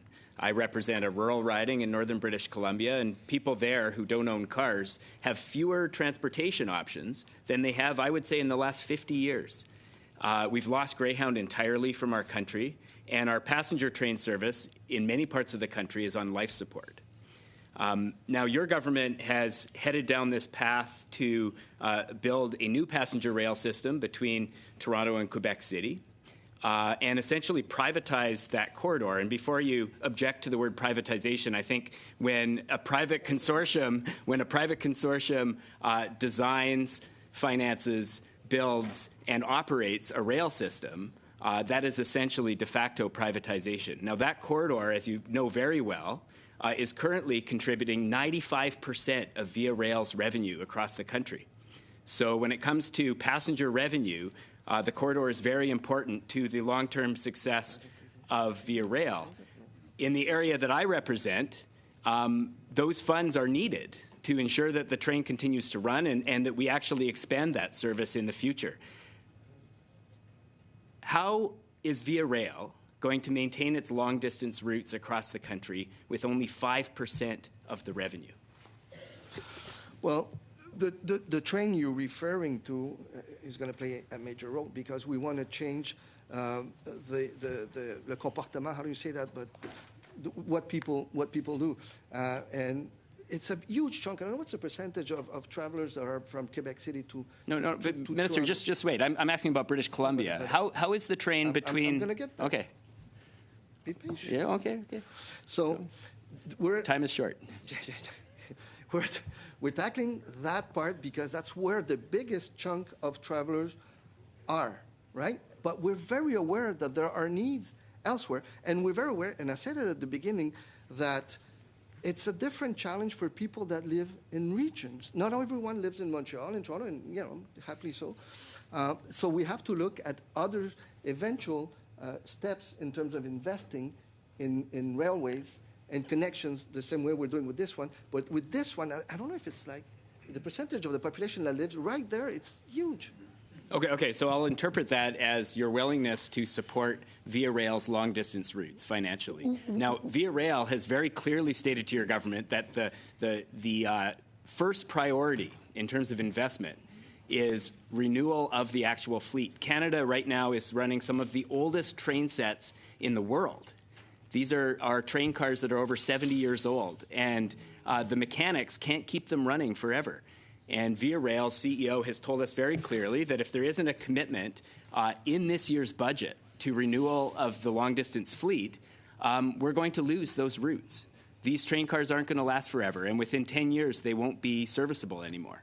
So is your government willing to commit to buying new trains for the long-distance routes so that we don't lose train service in areas like the one I represent, northern BC, the Canadian that goes from Toronto to Vancouver, the train up to Churchill? All of these routes are running extremely old rolling stock. Are you willing to commit to renewal of those fleets? We're working on that, definitely. We're very aware, as I said to Mr. Bassarou-Duval, it's absolute priority. But let me ask you a question, and it's not a spin, it's not political, this and that. If tomorrow morning I change and I have 100% of diesel locomotives, or I wait a few years to get hybrid locomotives, is it worth it or not? And honestly, I'm reflecting on that too. Because if I buy today and I renew everything, I'm getting the same type of polluting locomotives. The message we're getting is that you should have started this process 20 years ago. Okay, but and so if you're asking for more time now, the problem is now that we're in a crisis. I'm not saying I'm asking for more time. I'm saying I'm reflecting, and I'm inviting you to reflect with me. I'm happy to answer your question. Yes, we should buy train sets that are future-proofed and that are as efficient as possible and that contribute to our fight against climate change. Yes. But I will add that we've been told the procurement and manufacturing process is going to take 10 years. Those trains that we're running right now are no longer serviceable in 2035. So that means that process has to start this year because they have to design custom train cars. They have to run a competitive procurement process. I know that can be challenging for your government, but they have to run a competitive procurement process, and then they have to manufacture the trains. It's going to take 10 years. We have to start now. But we're working with Visa already. Like there's things maybe you can add something, Arun, on this one, but sure. So as you know, Via has purchased fleet for the corridor between Toronto and Montreal. We've worked with Via on the safety of the rolling stock that operates on the Canadian and other routes, and looking at their maintenance. And we've had active discussions on what new rolling stock would look like, both for locomotives and for passenger cars, as the minister said, looking at the propulsion system and what that looks like. What we've also looked at is with Via, but also with manufacturers, what a procurement process that would look like that isn't totally linear, that doesn't necessarily take 10 years, but is competitive and reflects good value for money. And so we're having those discussions with VIA as well Thank as you. with manufacturers currently. Thank you very much. Prochainement, nous avons Madame Vien. Madame. Ms. Vien, you have the floor for 5 minutes. Thank you, Mr. Chair. Minister Rodriguez, thank you for being here to follow up on what you've said. It's not colleagues here around the table. You're saying it's your environment minister who has said there will be no more investment in roads, not the colleagues here. I worked in the Quebec government for years, and I know what it's like when a colleague tries to interfere in your portfolios. It's not appreciated. However, when a colleague shows up and talks about another colleague's portfolio or projects, he should seek their approval first. That's the very least to do. He said that there would be no new investments from the government in road work. Is that true? Did he inform you that he would be making that statement? Yes or no? Ms. Vien, I realize you have lots of experience. I followed your career in Quebec. Mr. Guilbeault clarified his comments. That's not what I asked. I said, did he consult you before making the statement? Look, he didn't. He can't consult me on something that he clarified. What you're saying is, did he consult Mr. Rodriguez? Your colleague made a statement on video conference saying that the government would no longer invest in the road network, in new road infrastructure. That was a real slap in the face for Quebec City that had its project for a third link. He made this statement before public transit promoters. He said that he was referring to the third link in Quebec City with regard to investing in road infrastructure, that there would be no new road infrastructure. Did he consult you or not?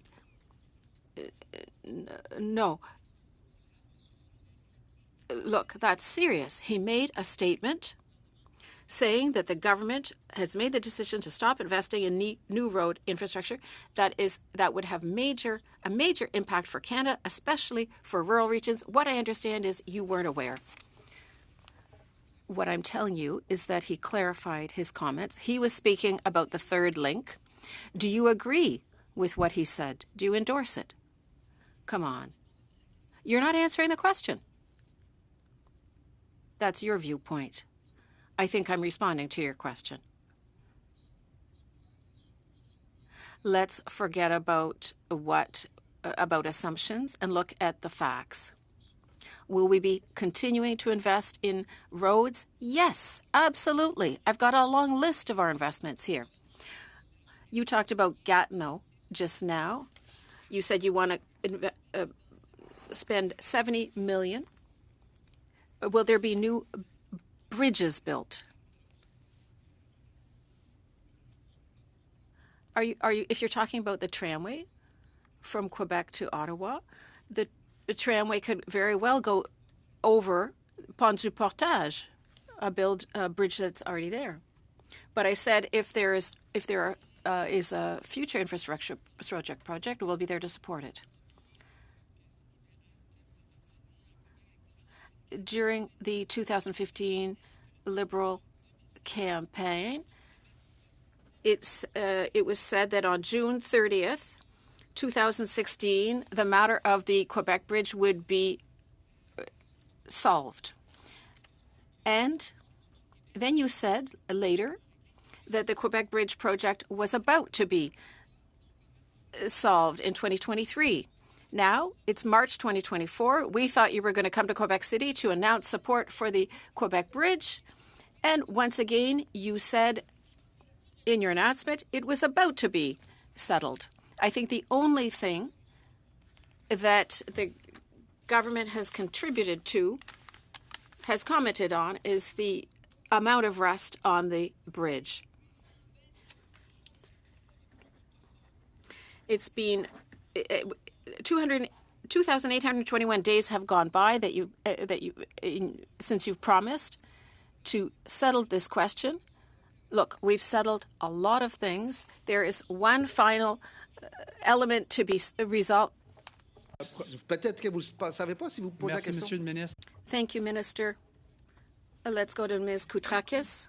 You have the floor, Ms. Koutrakis. Thank you, Chair, and thank you, Minister, and all Transport Canada representatives for being here with us today.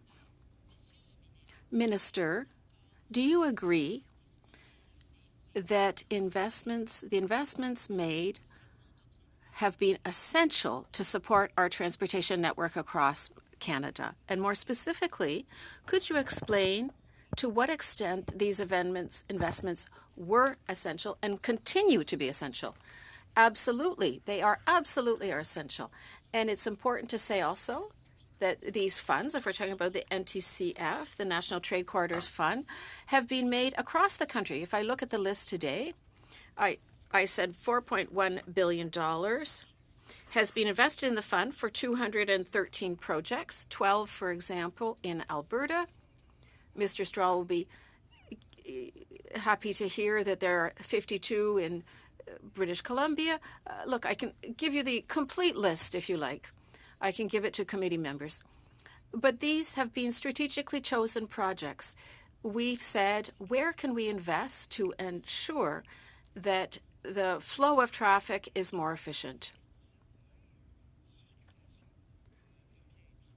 And we want to ensure the flow of goods is efficient as well. For example, if a train regularly blocks traffic, a long train, perhaps we should build an overpass. So that means both train traffic and car traffic would be more efficient. So it's whether we're talking about roads or the entire transportation network, we are funding and investing so that these corridors are more fluent and more efficient. Why? Because climate change is a reality. It has an impact. Forest fires, for example, wildfires. There have been evacuations of cities. They've had an impact not only on people's lives, but on businesses.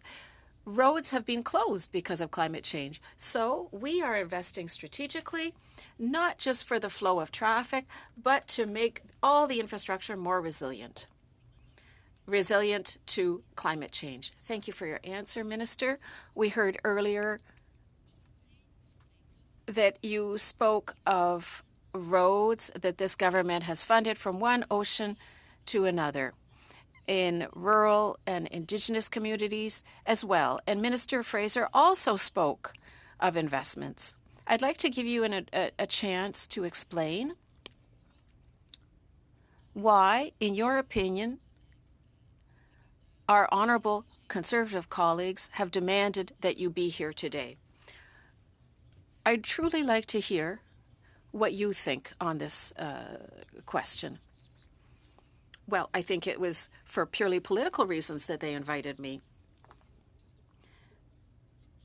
Minister Guilbeault will be the one answering my colleague's question. He'll be here later. But in the meantime, this is giving me the chance to talk about all investments that our government has made.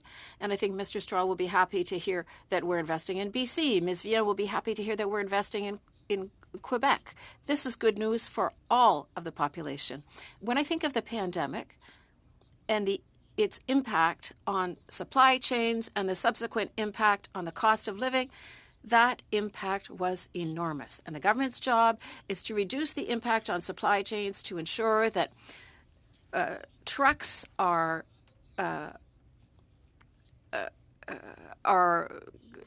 driving across the country, trains are working, etc. I'll be asking the same question that I asked that a colleague asked of Minister Fraser. Is there currently a Government of Canada policy to not invest in roads? Not at all. We do invest. I've referred to what we're doing. $4.3 billion of that $4.3 billion, over $1 billion goes to road work. It's fine to talk theoretically, but I have a complete, concrete list of investments. Thank you, Minister.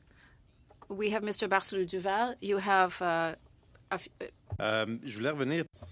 Thank you, Mr. Chair. I wanted to go back quickly on the Via Rail trains in the regions. You know that the Quebec government has invested $72 million to make sure that between Matapédia and Gaspé, these train tracks that were in very bad shape, the Quebec government said, okay, we'll pay for the building, for fixing these tracks so that the trains can come back. Now, what Via Rail is telling us is that they're not even sure that they can offer adequate service now when they'll open the train station in Gaspé. So how will the federal government ensure that the Quebec government didn't make this investment for nothing? As I said, the renewal of the fleet is essential. And I'll ask you the same question I asked Mr. Bachrach earlier, and this isn't political, but it's true. If we renew 100% of our fleet with diesel trains, is it worthwhile? I think that hybrid technology already exists, an electric technology, so there is the possibility of already having these technologies today. Now, I had another question for you because I don't have a lot of time. We spoke of the Gatineau tramway, of the Via Rail fleet in rural areas, and the lack of funding. But I also saw that yesterday the Quebec government announced the fact that you have zero planned in public transit for the next years, and that they're worried. And I know that the Canadian Transit Agency contacted you and others. They're worried because things are difficult right now in public transit. So do you think that your government could do more to help out? Because everyone seems to think that you're not doing enough. I assume that you asked this question to my colleague because this is a question of infrastructure. It's public transit, yes, but that's not in my files. You're the Quebec Lieutenant Governor, but now we are investing and we will continue to invest massively in public transit, but you need to ask my colleague this question. But I announced recently with Mr. Guilbeault on public transit. Minister, did you personally reach out to Flair Airlines after they abandoned over 100 passengers in Mexico last weekend? My deputy did. Why didn't you? Because he did. Okay. And what recourse do those passengers now have? Well, the recourse, Flair, like any other company, has to provide them with on a minimum of stuff, right? Like the food, location, and to book him. No, but it's too late for that. Can I yeah, finish? Actually, the good news is that they're all out of Mexico, right? They all back in Canada, and they have to provide them as soon as possible with another flight on the same company or another company. We're totally out of topic, but it's an important question. It's not roads, so that's why we put in place the passengers' right. And then we realized that there were some loopholes, and then we asked the OTC in English, the Canadian Transportation Agency. I'm very familiar, Okay, and Minister, now we're yes. waiting for them for their recommendations, but airline companies have to do better. Was Flair in contravention of the air passenger protection regulations? Like, you're saying, like, there are rules and they need to follow them and stuff. Like, you've used up a significant amount of the time. Flair is clearly in contravention of the air passenger protections. I think that's what your deputy is whispering in your ear right now. What did you do on behalf of these passengers? First of all, they had to find their own way back to Canada. First of all, I'm not the person that's going to come here to defend the big airlines. I think they're able to do themselves, and actually, I think they can all do better. But it's not up to me to decide in which case the company is responsible or not. The passenger that was stranded there, that got stuck there, have to put a complaint. How do you file? Yeah, a complaint, and that's my next question. And then, this is great. Yes, we finish. And then the agency will determine if they're right or not, and then make sure that they compensate it. Okay, fantastic. And my next question is to Mr. Benjamin. What is the current backlog of complaints at the CTA? Give us a number. We're at around 70,000. 70,000 complaints. This is like absolutely astounding. Now, Air Canada sent me an email, and they said it might take up to 3 years for the CTA to get to my complaint, and so I should take $150 instead of the thousands that they owe me. Does 3 years sound like about the right wait time? So they do have a new process that they're putting in place to basically fast track a lot of these, and we've seen a lot of progress over the past few months. But the backlog is growing. How can you call that progress? There's been more complaints, but the number of complaints, the time it takes, has actually gone down by quite a bit. Thank you very much. Prochainement, nous avons Madame Vien. Madame Vien, la parole est à vous. 5 minutes, s'il vous plaît. Merci beaucoup, Monsieur le Président. You have the floor, Ms. Vien. Thank you very much. Minister Rodriguez, you're on the hot seat today. Yeah, I like it. Because we have a lot of recriminations with regard to your government. I talked about the Quebec Bridge. We've been waiting for the matter to be settled for more than 7 years and 8 months. And every single time you've said that the issue would soon be settled. There's also another hot topic in my area, the Donc, ça s'est annoncé. The Maritime Shipbuilding Company of signé avec le gouvernement du Canada des contrats de 8,5 milliards qui sont attendus. C'est 1800 emplois qui pourraient être créés avec ces contrats-là. C'est majeur. C'est énorme pour la région. This is major. This is enormous for the city of Quebec. A multi-billion-dollar contract, over 1,800 jobs, thousands of suppliers who supply the Lévis shipyard, and the naval strategy has been announced for over a year. The contract has been awarded to Davy. But will we end up with a file that is as badly managed as the Quebec Bridge file has been? I'm glad you mentioned all the benefits for the town of Lévis, thanks to the Liberal government's shipbuilding strategy. Why? Because the previous Conservative government completely excluded the Lévis shipyard. When will the Davy shipyard receive the answer with regard to the $8.3 billion contract and the money that is to come to it? Men and women are waiting to get a job there. Look, let's just give Mr. Iacono a chance to give his point of order. Look, I know these are very important issues, but please remember that there are interpreters here, and when you all speak at the same time, when more than one person speaks, interpretation can't do their job. So please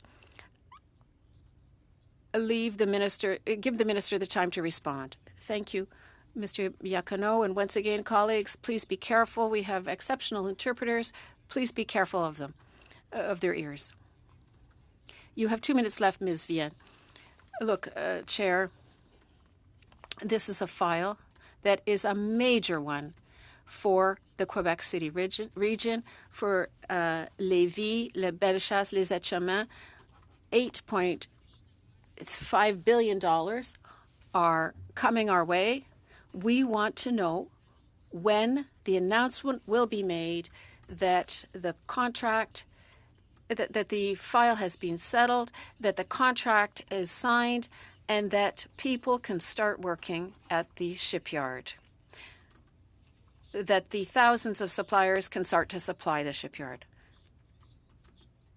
Look, I don't think it's a good idea to raise this point, knowing very well that the Conservative government excluded the Davies shipyard from other projects There are 2 ferries that will be a major project. There will be billions of dollars in investment. The Davie Shipyard plays a strategic role. That's why we included it. There is work to be done ahead of time to prepare this entire project. But we have made a commitment to have these 2 ferries built at Davie. That will be great for Quebec and for your entire region. Look, I have complete respect for our interpreters. I'll interrupt you, though. Please tell me, when will you be making your announcement? Give me a date. It has been announced. No, the date when we have actual contracts. We've been waiting for more than a year. The Liberal government has made the announcement that the Davie Shipyard will have 2 major projects, 2 ferries to build. And we know that the Conservative government completely forgot Lévis in shipbuilding. Mr. Badaway, the floor is yours. 4 minutes, please. Thank you, Mr. Chair. Minister, you were invited to this committee to speak about investing in roads. With that, pointed question is, and will the federal government continue to invest in roads? Absolutely, 100%, yes. And of course, this is part, as you mentioned earlier, and you were bang on with respect to the first part of your answers to questions with respect to supply chains, multimodal networks. I don't want to be repetitive in that regard. However, the attachment to road investments, obviously public safety, environment, tourism, infrastructure, many ministries it touches, and I do know firsthand how much you're working hard to work with those other ministers to ensure that those networks are very robust. But I want to focus on economy. And as you know, I just got back from Washington with a member of the Conservative Party as well as the NDP. And together we had some very good discussions with members of Congress, both in the House and the Senate side, about integrating supply chains. And again, to your earlier comments, how important that is domestically. However, in our travels up to Washington and recognizing that economic leaders from both countries are in fact prioritizing proximity-based hubs that concentrate production facilities and sales within the same region to streamline logistics, as well as improve inventory management and accelerate response to market demand, which is where I want to zero in on. With that said, how important is it to you and to the ministry to participate domestically, yes, but as well, equally as important, binationally, in capital investments to ensure transportation capacity needed within these proximity-based hubs are robust, as well as adding to the overall supply chains to ensure binational fluidity, strengthening our binational economic relationship?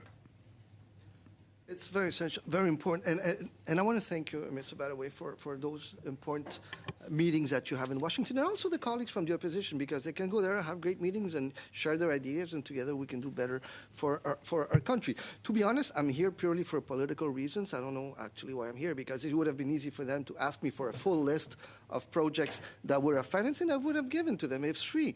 So, and I still can give it to them if they ask, but they're not asking for that.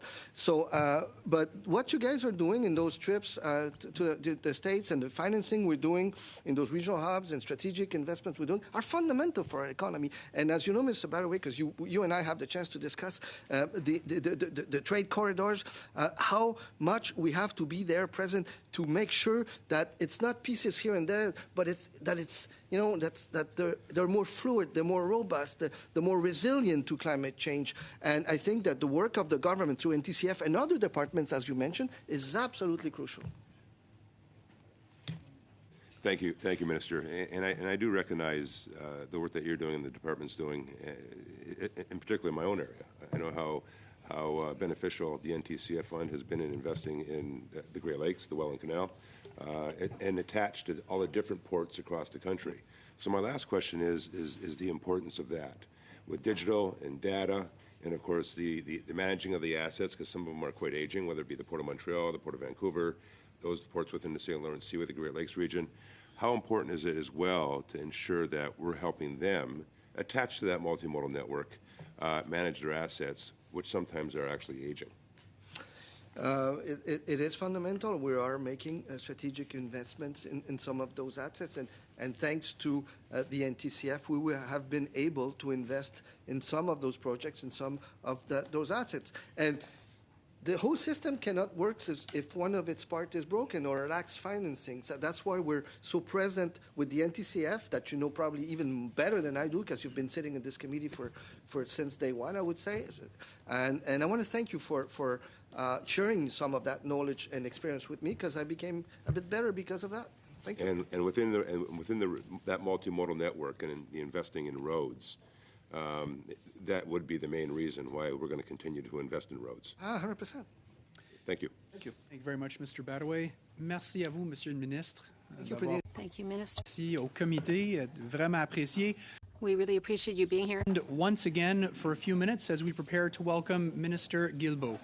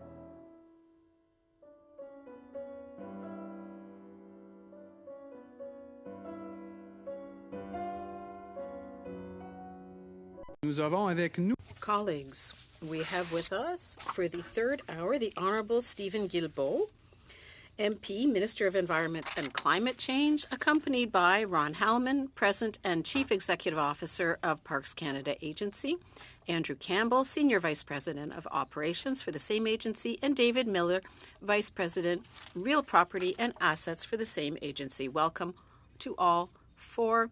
Go ahead, Mr. Marks, because time is very tight. The floor is yours, sir. Merci beaucoup, Monsieur le Président. Thank you, Chair. I'd like to start by saying that we are on the unceded traditional territory of the Anishinaabe. I'd also like to thank the committee for having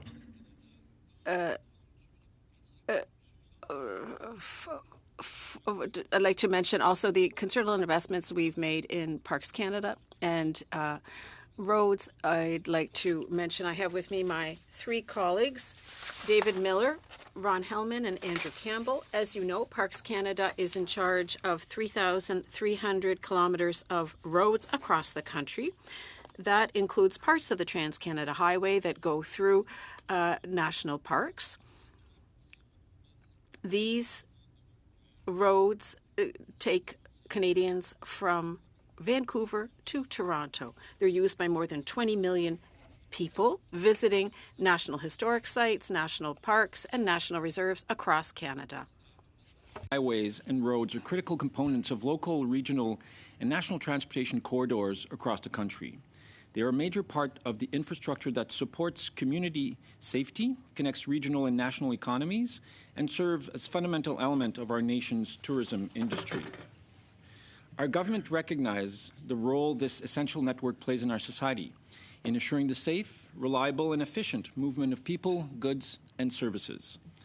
Our government has invested nearly $1.6 billion since 2015 to maintain, enhance, and strengthen existing roadway infrastructure in Parks Canada administered places, including twinning entire sections, adding 40 kilometers of passing lanes along the Trans-Canada Highway, and adding new overpasses that improve both driver and wildlife safety.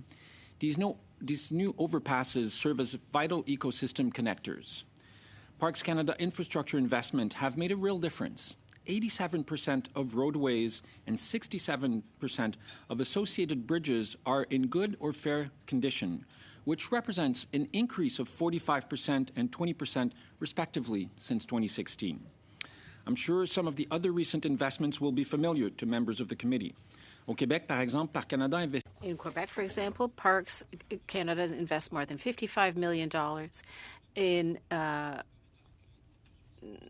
the roadway in Morrissey Park.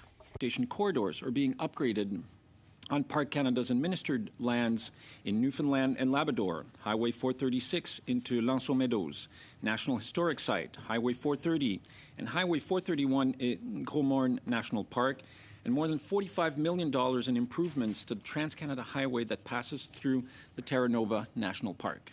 In Alberta, a $95 million rehabilitation of Highway 93 north through Banff and Jasper National Parks is now largely completed.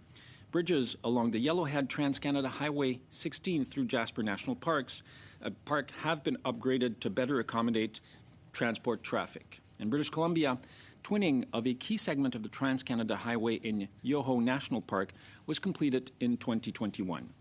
In addition, Parks Canada is exploring ways to enhance its road network sustainability.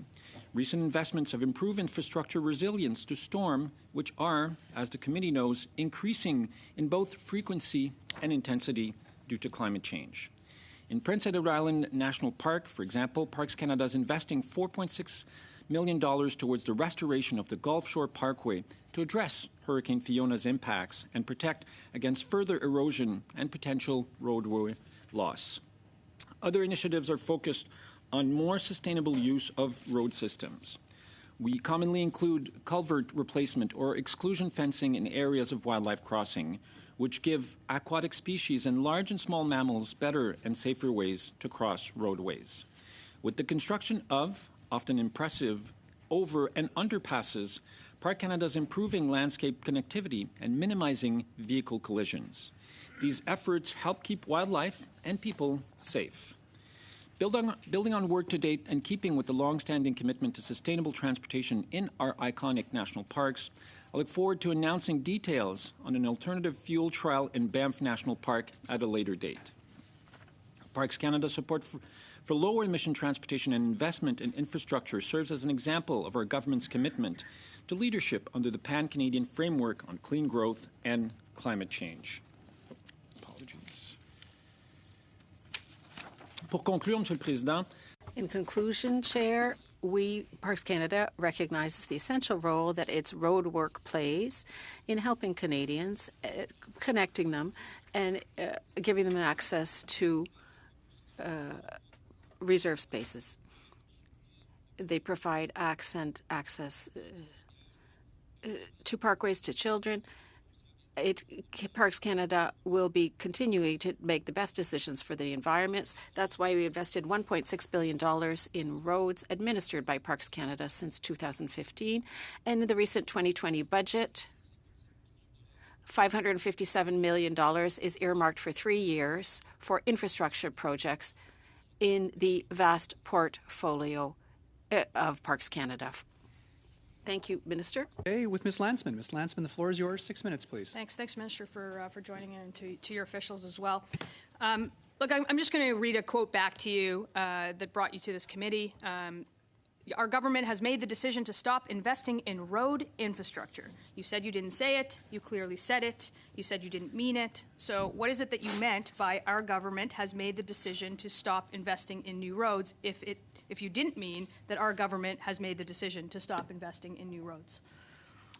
Merci pour la question. En fait, ce que j'ai déjà dit à plusieurs Thank you for the question. In fact, what I've said several times, and I will repeat it here for the committee, I should have specified that these comments were made in the context of the third link in Quebec City, a project that the government of Quebec sometimes promoted, sometimes didn't. And this link would connect Quebec City and the South Shore of Quebec. The bus on that. So I'll read the second thing that you said. The analysis that we have done is that the network is perfectly adequate to respond to the needs we have. Now, I don't have to tell you that it takes 29 minutes to drive 10 kilometers in Toronto. It takes 19 minutes in your city of Montreal. And of course, not everybody lives next to a subway. So what's the analysis that we have done? Can you state a specific analysis? Comme je l'ai dit, et je vais le répéter, je faisais spécifiquement référence. As I was saying, I was specifically referring to the third link. Did you share that with the Minister of Transport? Because he earlier threw you under the bus and said that he hadn't seen an analysis. So is that something that you're willing to share with him or maybe table at this committee? Je pense que ça s'est perdu un peu dans la...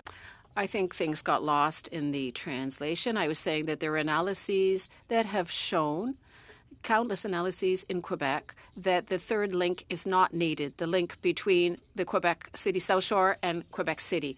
We have done, you're talking about an analysis that was done. Which analysis?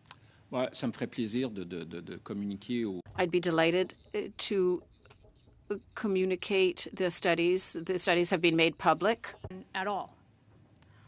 Comme je l'ai dit, ce sont... As I've said, these are public studies concerning the fact that a third link is not necessary in the Quebec City area. Policy and the analysis that you didn't do, that's why you're here. So in Toronto, again, I'm going to state this, it takes 29 minutes. It's the third slowest in the world in terms of traffic patterns. In Vancouver, it's 23 minutes to get to drive 10 kilometers. In Winnipeg, 19 minutes. And in Montreal, I have a whole list. Cities around the country, big and small. And all of them have one thing in common. There's traffic congestions, and we need roads. And those are just for folks that live in the cities. And I suspect that you know that you can't use a bike lane in places like in most rural ridings, and you certainly can't walk to work or walk to drive your kids to hockey, in frankly, any case. What do you mean when the network is perfectly adequate to respond to the needs we have? It's blatantly untrue. This is not even an analysis. It's just facts. Comme je l'ai dit, As I said, I was specifically referring to the third link project that links Quebec City and its South Shore. I wasn't speaking of Toronto, Montreal, or Winnipeg, or Vancouver. As I said in my introduction, I listed the $1.6 billion invested to maintain, expand the road network for various segments of the highway for which our Parks Canada has responsibility. These are major sums to maintain and improve the road network in various parts of the country. We're not getting anywhere because you're not taking responsibility for the policy that you've announced on behalf of the Government of Canada, and it's very clear that maybe you don't have a role in making it. I'm going to go to... Je prends la responsabilité d'avoir... I have the responsibility in that I was not specific enough in the statement that I made. I've admitted that several times, and I've made it here today before the committee. Ask you you've clearly walked back your comments, just like you've walked back many of the policies that you've had to put forward, or frankly, the Prime Minister walked them back for you. But on that, most Canadians believe that, most Canadians are against a carbon tax increase, even more so against the April 1st carbon tax increase. And in the case that the Prime Minister doesn't make a carve-out against your own signature policy and your raison d'etre here, is there any case, and you do a lot of analysis, you do a lot of polling, so you must be seeing exactly what the public polls are seeing. 70% of Canadians against it, 70% of premiers have now come out against it, different party leaders, different legislators have all come against your April 1st 23% tax Point increase. of order, Mr. Is there Chair. anything that you would do to change your approach, Excuse you me. personally? Sorry, we have a point of order, Ms. Landsman. I've stopped your time. Ms. Kouchakis. Several of us have pointed out on this, even with earlier witnesses that have been here today. Relevance. We're here to discuss the comments that Minister Guilbeault made several months ago, and he's here before this committee to clarify what he meant. And I don't see the relevance of where my honourable colleague is going with this line of questioning. Thank you, Ms. Kouchakis. Ms. Landsman, you weren't here for the previous ministers that had appeared, watched. but we did have a lot of the questions. gas. If we could just stay focused on the Yes, reason for Minister, which the gas here. tax is levied, and of course, all Canadians pay into a carbon tax at the pumps. That's going to be 23% more. So, if you don't understand how the carbon tax affects road infrastructure, I can't help you. But I have a question for you: is there anything that you would do to walk back? You personally, would you walk back, in any case, the 23% carbon tax increase in April? Mais d'abord, je tiens à préciser que la I'd like to specify that the Supreme Court of Canada has stated that it is not a tax because these revenues do not come back to the Canadian government, and 100% of the money goes back to Canadians in some form or another. To speak of the April 1st increase, your leader always mentions it without mentioning that the rebates are also increasing. You'll note that by province, people receive more than they pay. Yes, merci beaucoup. Thank you, Minister. Thank you, Madame Landsman. Next. Ms. Murray, the floor is yours. You have 6 minutes, please. Thank you, and welcome to our committee, Minister Guilbeault. I have some questions that are associated with infrastructure. So one of them is you talked earlier about keeping wildlife safe. And one of the challenges with roads and highways is the erosion of tires, where the tiny particles release a preservative called 6-ppd, which then acts with ozone to create a compound that's toxic to aquatic life. And for example, coho salmon. I'm aware that the EPA in the United States has started to tackle this problem in order to protect the ecosystem diversity and wildlife. And has Environment Canada or Parks Canada taken up the baton on this issue of rubber tire particles that affect fish? Thank you for the question. I don't have this information in front of me, but maybe Ron or Andrew, if not, we would be happy to provide that to the committee. I don't think we have this information Yeah. Okay, great. Thank you. I really appreciate that. So I'm also very interested in infrastructure in terms of our natural infrastructure. And as you know, our government committed to invest in improving the state of natural infrastructure such as wetlands, coastal ecosystems, agriculture lands, forest lands, and so on. And so I'm interested in whether Environment Canada or Parks Canada have a role in those investments, and so what kind of natural infrastructure. We know that natural infrastructure, when it's healthy, stores and maintains carbon so that it's not going into the atmosphere, and so this is directly a climate issue. And are there any investments that you can talk to us about in terms of natural infrastructure? Yes. We have, or we are in the process of investing north of $5 billion since budget 2018 in different conservation, restoration projects across the country. As you rightly pointed out, a healthy ecosystem can help store more carbon. A healthy ecosystem can also be more resilient in the face of some of the climate impacts we're seeing, like forest fires, for example.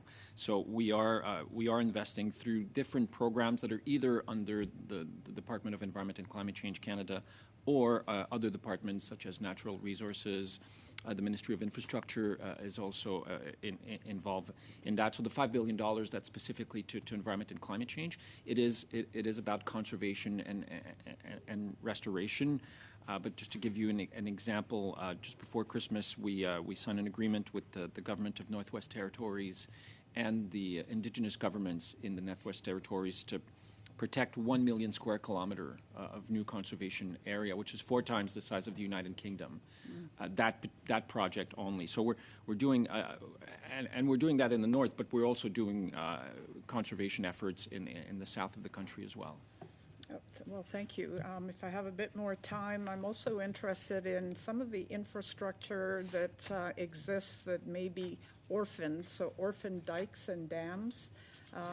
There's a number in British Columbia, there's a number right across the country, and the provinces struggle with the funding to remove these orphaned structures, dikes that may not be, or dams that may be have been abandoned and are a risk, but also they compromise the natural landscape and natural infrastructure. And so has the federal government through Environment Canada or Parks Canada considered partnering with the provinces to address orphaned dikes or dams? Well, through Parks Canada, we already manage an impressive amount of infrastructures, which can include dams, dikes. I spoke a lot about in my presentation, in my earlier comments, about roads. I'm not aware, Ron, do we have ongoing conversation with provinces about orphan provincial infrastructure? We would have conversations with provinces about water management with the dams and dikes that we manage, but I might turn to Andrew Campbell in terms of about orphans. Andrew? Yeah, so probably the largest one that we're doing right now is in the Peace Athabasca Delta. There was lots of infrastructure that has been built over a long period of time, so we've been working with the government of the Northwest Territories, with the 11 Indigenous partners. We work there on a joint management board for how we continue to look at water management in the entire Peace Athabasca Delta, and the both downstream and upstream infrastructure that's either been placed there in the past or is looking at what could go in order to help the revitalization and the annual sort of flood process in the Peace Athabasca Delta. And that's probably the largest one that we are doing across the country, but there are other examples. Thank you very much, Mr. Campbell, and thank you, Ms. Murray. Prochainement, nous avons Mr. Barcelou-Duval. Mr. Barcelou-Duval, you have 6 minutes. Thank you, Chair. Thank you, Minister, for being here today. I'll ask you a little question.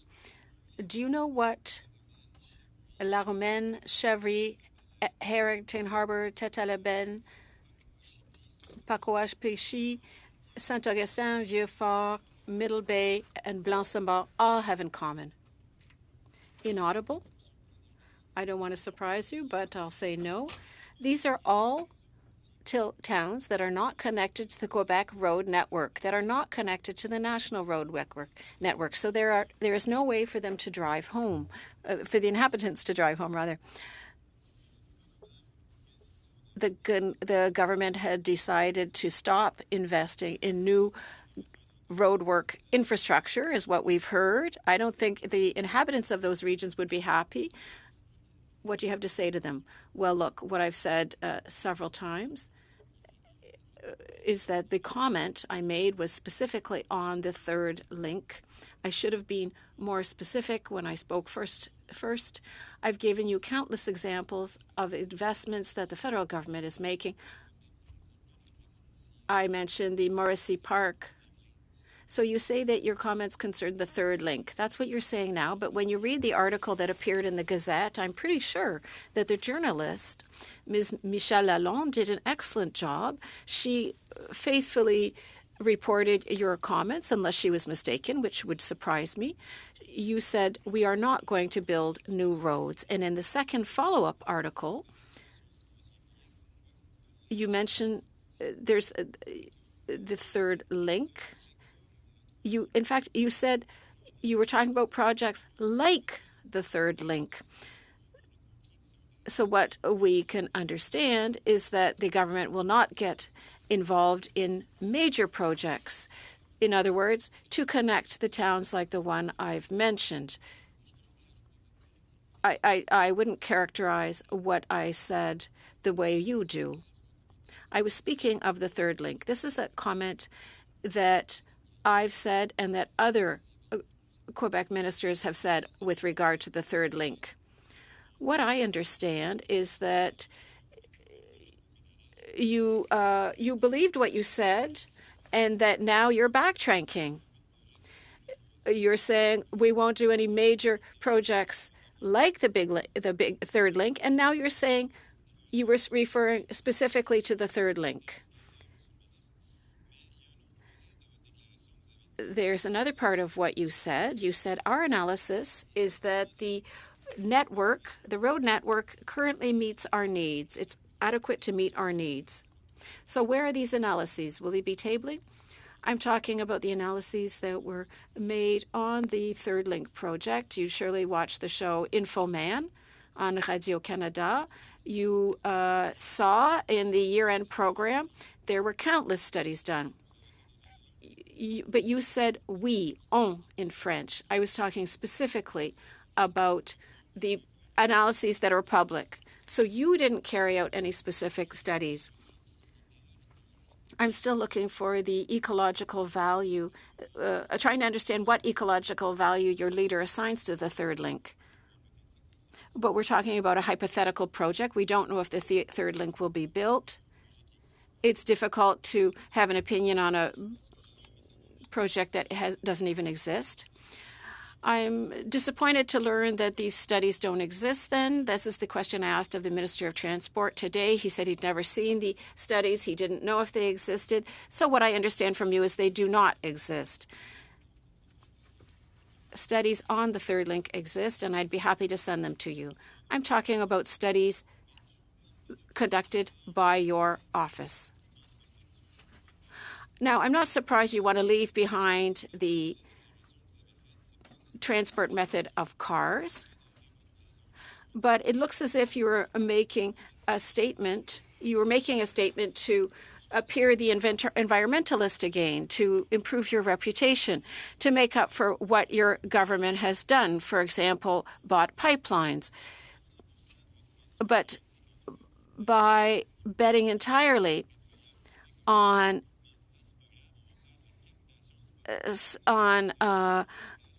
carbon capture to justify investments in the fossil fuel industry doesn't seem to make sense.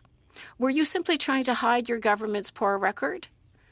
I do not agree at all with your characterization of our record, and many environmentalist groups agree with me. In fact, Greenpeace and Équiterre, Action Climat, the David Suzuki Foundation have been in favor of our projects.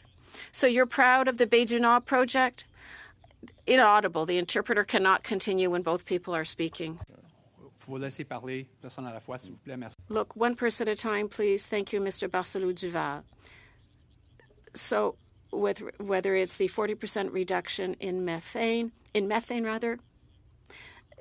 clean carbon standards, or other initiatives, we are the only G7 country to withdraw fossil fuel grants.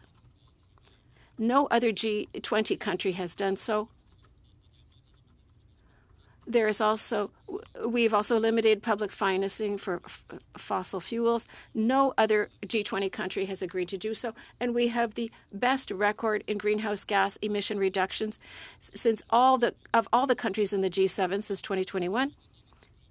I think the pandemic was global. And despite that, Canada, has the best record for greenhouse gas emission reductions. Mr. Bachrach, you have 6 minutes. Chair. Minister, I think Indigenous communities were particularly surprised by your comments regarding federal investment in roads. And that's because so many Indigenous communities across the country have very urgent road transportation needs, especially remote communities, whether that's communities in Nunavut's Kavalik region or the 4 First Nations in northern Manitoba that declared a state of emergency this past winter because of the state of their ice roads.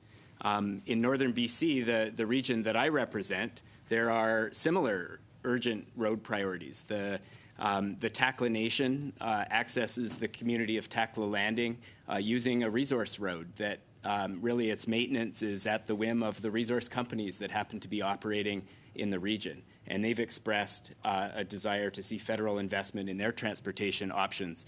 Highway 37 in northwest BC, which accesses Tahltan territory, several producing mines that are contributing to your government's critical minerals strategy. Those communities have expressed a need to upgrade that highway. There have been over 500 accidents on that highway since 2018. And these are really urgent needs, and I suppose my question to you, do you not agree, particularly given the federal government's unique and important relationship with Indigenous communities, do you not agree that these kinds of projects should be priorities for federal investment? First thing I need to say is that my comments were specifically related to the project in Quebec that's called the Troisième Lien between the city of Quebec and Lévis on the South Shore. So it's not a generic comment about federal investment in road infrastructure across the country. I gave a number of examples in my initial remarks of $1.6 billion of such investments that are only through Parks Canada that we've made since 2015. Now, obviously, I'm not the Minister of Transportation. I'm not the Minister of Infrastructure. I think your question as to whether or not we should be doing this would be better posed to them. But I can tell you that I have in the last, since I've made that comment, I have met with Indigenous representatives from different provinces, territories. I was meeting earlier this week with the leadership from the Assembly of First Nations. And they have not mentioned, I think people understand, or many people, perhaps not all, that my comments were specifically related to that project in Quebec. Yeah, thank you. Now, not all residents in northern BC get around by road. There are many residents in coastal communities that depend on boats and float planes to get to where they need to go. And related to that, there's a serious problem with the network of weather stations that your department is responsible for maintaining. Now, in 2022, there was a float plane crash off the northern end of Vancouver Island that killed 3 people. The owner of the company that owned the float plane that was involved had been writing to the transport minister with concerns about the condition of the Sartine weather station, which hadn't been working for 2 years. In the riding that I represent, Holland Rock is a weather station just off Prince Rupert, right at the mouth of the Skeena River. Every winter, it seems to become non-operational. And mariners on the North Coast have expressed serious concerns about their safety because they can't get vital weather information that helps them make decisions about navigation. And so I've raised these concerns repeatedly with your department. I'm in touch with your office about this. But what I'd like today is for you to commit to making the investments necessary to ensure that there are zero outages in the weather station network on the BC coast this winter. Well, thank you for the question. I was, in fact, close to your writing last summer, visiting communities where you do have to move by float plane or by boats.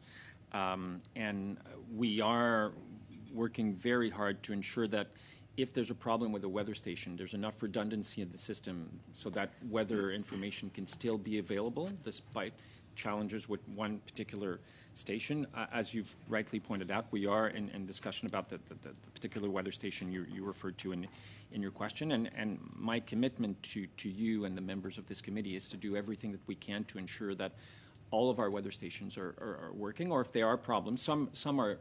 In some cases, it is difficult. They can be difficult to access in the wintertime, and our window of operations to fix them is more limited. So we are looking at more battery technologies, more solar panels to make them more autonomous, in case they are more difficult to get to when there is a problem. But my commitment is to make everything we can to have the best performing weather system in this country. I appreciate that commitment, Minister. It seems like the stations on the West Coast are particularly challenging because they're off-grid. They rely on solar and wind power to continue their operation through the winter. And I know your department has been working to maintain them over the years, but every single winter they go down, and there are certain stations that are more challenging than others. And it seems like what is needed is a really clear direction from the Minister's office with sufficient resources to ensure that we have zero outages. It's unacceptable that we have any outages in these critical weather stations that are providing safety information for mariners and aviation operators. Can you make that commitment that you're going to do everything required to ensure that there are zero outages this coming winter?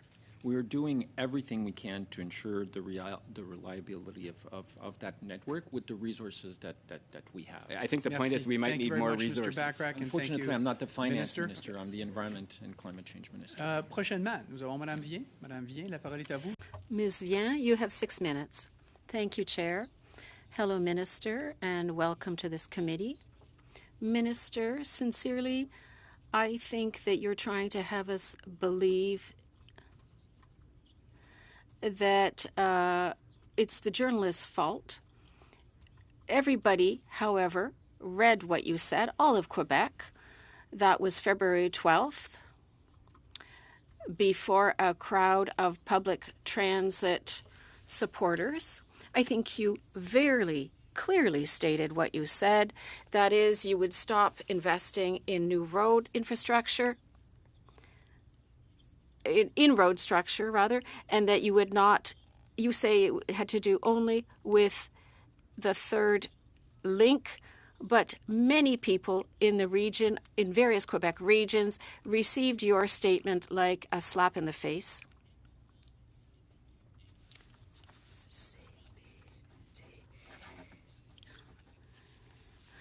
And you may not know that the Quebec government has mandated an agency to examine all infrastructure. You don't know the reality of our communities. Saying that you would no longer invest in roads is irresponsible when you don't know what the rural reality is. A car is an absolute must. It's not an option in rural regions. I think your vision is simply a dogma based on a single model, based on an urban model, rather. I'd like to tell you about my reality. How many kilometers do you have to drive between the Lévis Hospital and the far north of my riding, or the far south of my riding, that is close to the American border? How many kilometers do you have to drive? Look, I would like to specify that I never, ever blamed the Gazette journalist. I have the greatest respect for her. I did not say I was misquoted. I have repeated that. I said I should have been more specific in making the statement and mention that I was speaking of the third link. I know very well what it's like to live in a region. I was born and grew up in the La Tuque area. I know that area. I've been on vacation there. I'm asking you a specific question about kilometers. I hear your question. I'm not trying to interrupt you, but please let me respond. I was saying that I know very well what it's like to live in a region. I grew up in a region. As for the third link, your party's position is hard to follow. You've said you're in support of the third link, but what type of third link? The last version, or rather one of the versions, would be entirely devoted to public transit. Is that the version of the third link that you support? The government of Quebec makes its own decisions. It's decided to launch the project again. I want to know how many kilometers you have to drive between the Lévis Hospital and the farthest regions of my riding. It's 106 kilometers. You can't bike there. Interruption. Oui, on va arrêter le temps. Mr. Yacano. Merci de nouveau. Mr. Yacano. I'd like to hear both responses. I'd like both the responses and the questions. Please allow each other to complete your statements so that the interpreters can do their work. We have colleagues on both sides that need to be able to understand what's being said.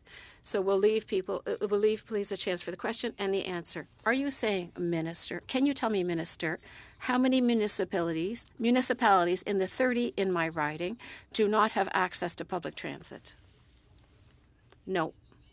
29. 29 municipalities out of the 30 in my riding do not have public transit. What is one of the biggest issues in our rural regions? If you come from La Tuque, you must be able to answer this question. As I said in my initial statement, we have invested through Parks Canada in road work. There has been a significant increase compared to what the Harper government invested. In fact, $1.6 billion investments in Quebec as well. So we are committed to supporting regions that need it, thanks to the development of that network. Clearly, the Minister of Environment does not know what it's like to live in my riding, is judgmental when it comes to connecting the two shores, Quebec City and the South Shore, and is condescending with regard to the Quebec government when he says that he has trouble figuring out what it's trying to do. If he had any courage, he would tell business people in my riding what he said to public transit supporters, what he said to them. There's no more time. You already had 20 seconds more. Madame Koutrakis, you have the floor. Thank you, Chair. Minister, would you like to take a few seconds to respond to my colleague's question? I don't actually think there was a question. First of all, thank you for being here with us today at the Transport Committee. We heard that since 2015, the government has invested $1.6 billion. If you could now take a few minutes to explain the impact of the Parks Canada investments on highways and roads in the country. I mentioned this earlier, but in fact, the impact is quite incredible when you think of how big the infrastructure network is.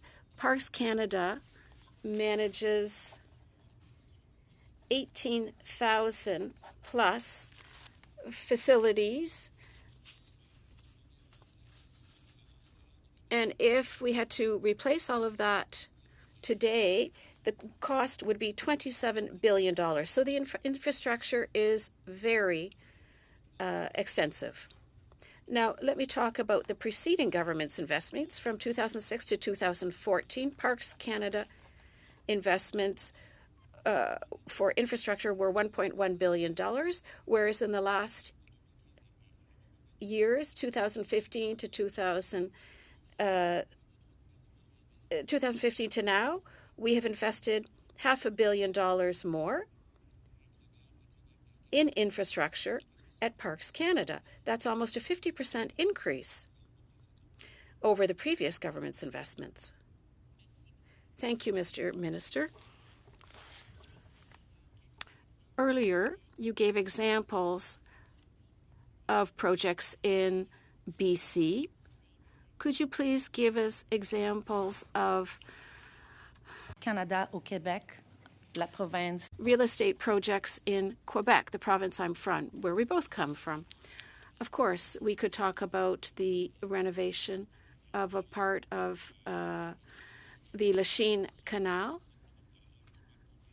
$60.5 million. That will be completed this year.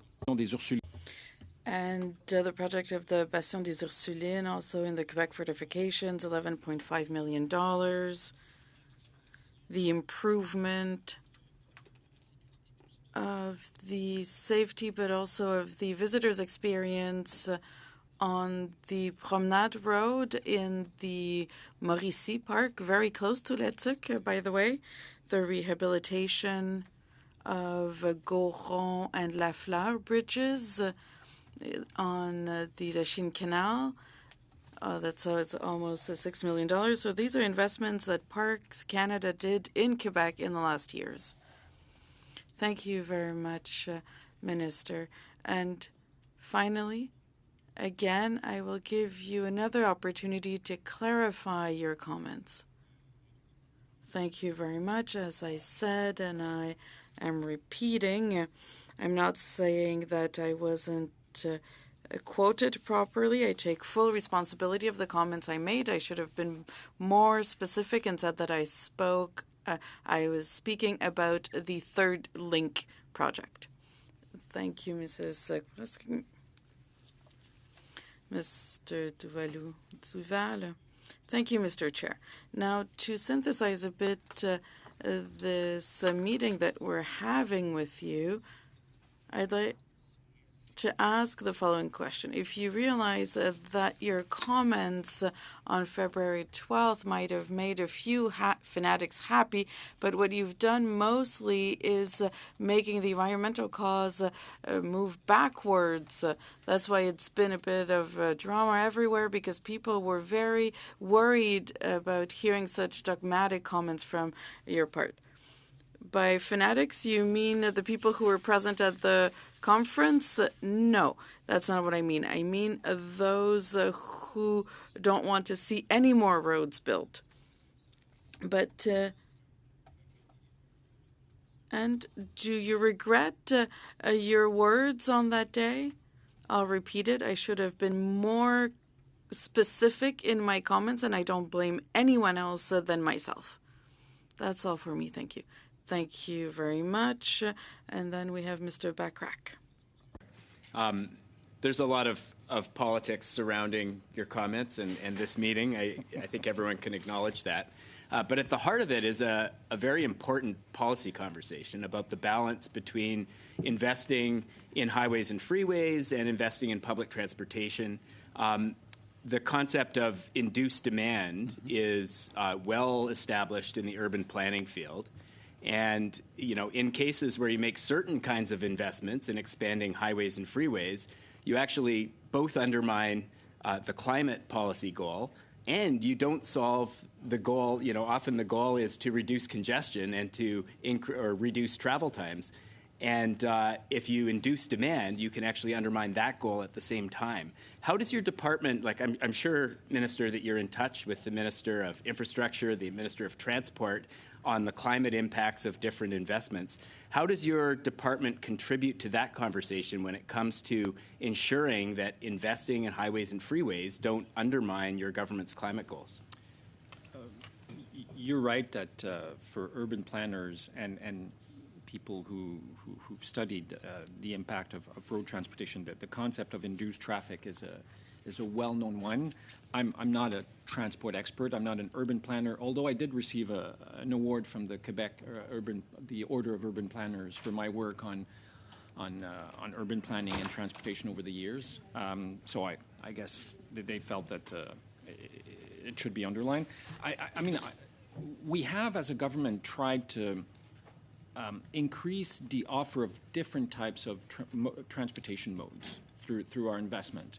Largest investment in public transit in the history of the country, but we're also investing in roads.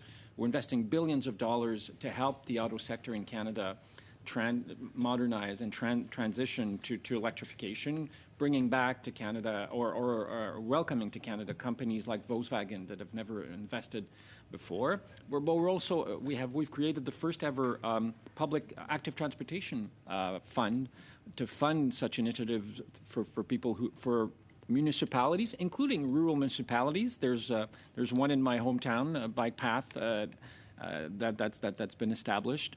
And we're working with municipalities all across the country to help people who want to diversify their mode of transportation be able to have access to those infrastructures as well.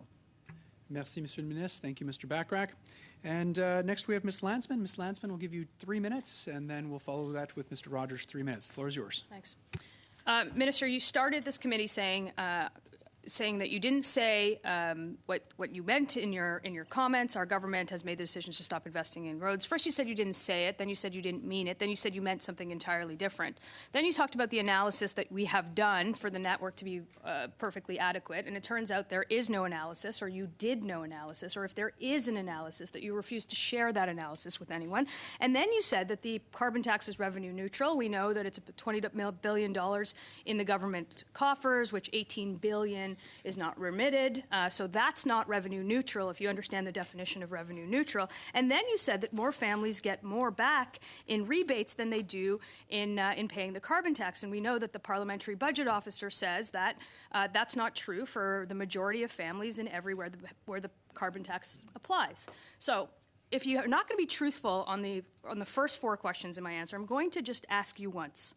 Are there any circumstances in which you will cause you to walk back the April 1st 23% tax hike that you are about to impose on Canadians, which your colleagues believe has nothing to do with roads or the cost of gas? Sorry, Ms. Landsman. We'll stop the time there, Mr. Badaway. Relevance. It's a point of order for relevance. Okay. If we could just make the link between the roads and the question, I think that would be helpful for the minister and for committee members. I will make this clear one more time. You put gas in your car to drive on the roads. I'm asking him about the carbon tax that you're about to raise on Canadian families on April 1st. So, Minister, do you have an answer to the question?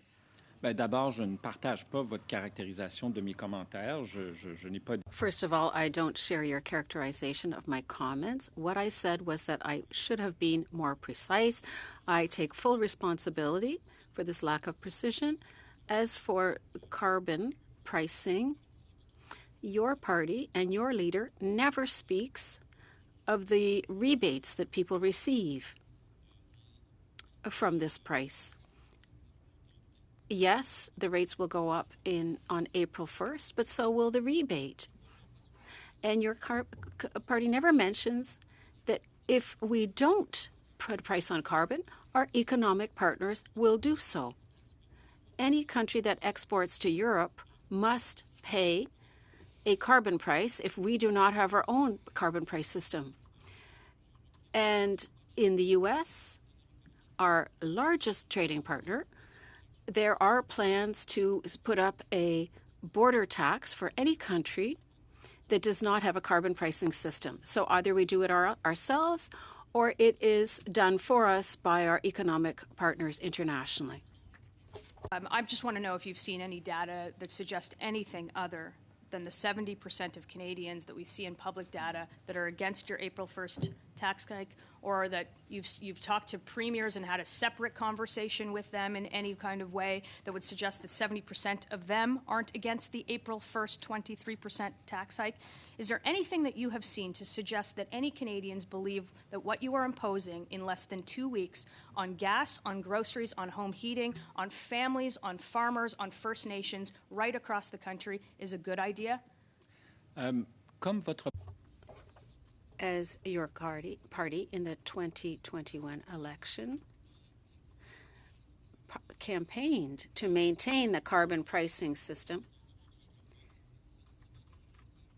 this is the commitment we made, and that's what we're doing. Thank you, Minister. And we'll end with Mr. Rogers. Minutes, please. Thanks, Chair, and welcome, Minister, and welcome to our officials. I just want to focus on one particular comment you made earlier about the $45 million that was spent in my riding of Bonavista and Trinity in Terra Nova National Park. And I want to, for the benefit of the committee, for people to realize how significant and important that was. That was a piece of highway that was very dangerous, single lane, passing traffic, very dangerous, that caused the loss of many lives over the decades. And when that work was done with passing lanes, it has saved many lives. The single lane passing highway was a very dangerous stretch that people hated to drive. Today, it's a pleasure to drive through beautiful Terra Nova National Park. And Parks Canada invested $45 million, as you said. And I'd invite anybody on this committee or anybody across the country to come to visit beautiful Terra Nova National Park. And we have other parks like Grossmore and Torngat in Labrador. So the other part of the equation, Minister, is I know you've been spending, Environment Canada's been spending money through Parks Canada on other sites in the province. I just want to know if you could share some examples of other capital asset projects that's been led by Parks Canada in Newfoundland and Labrador. Thank you very much for the question, Mr. Rogers. In fact, yes, Park Canada is investing in other infrastructure project and road transportation project in the province of Newfoundland and Labrador. I could, including upgrades to both Highway 436 in Lanceau Meadows National Historic Site and Highway 431 in Grosmore National Park, as well as a replacement of the Western Brook Bridge along Highway 430. That's $30 million of investment, which will be completed in the year 2025-2026. Major investment for the renovation and expansion of the Grosmore National Park Visitor Center to improve visitor experience. That's another $12 million. And replacement of underground services and utilities at Newman Sound Campground, and that's another $16 million, more than $16 million of investment that was completed in the year 2022-2023. Thank you very much, Mr. Rogers. On behalf of Newfoundland and Labrador, I'd like to say thank you for those major investments in our parks. Thank you. Appreciate it. Thank you, Mr. Rogers, and merci à vous, Monsieur le Ministre, pour avoir pris. Thank you, Minister, for having taken the time to be here with us today. We're done for today. Meeting is adjourned.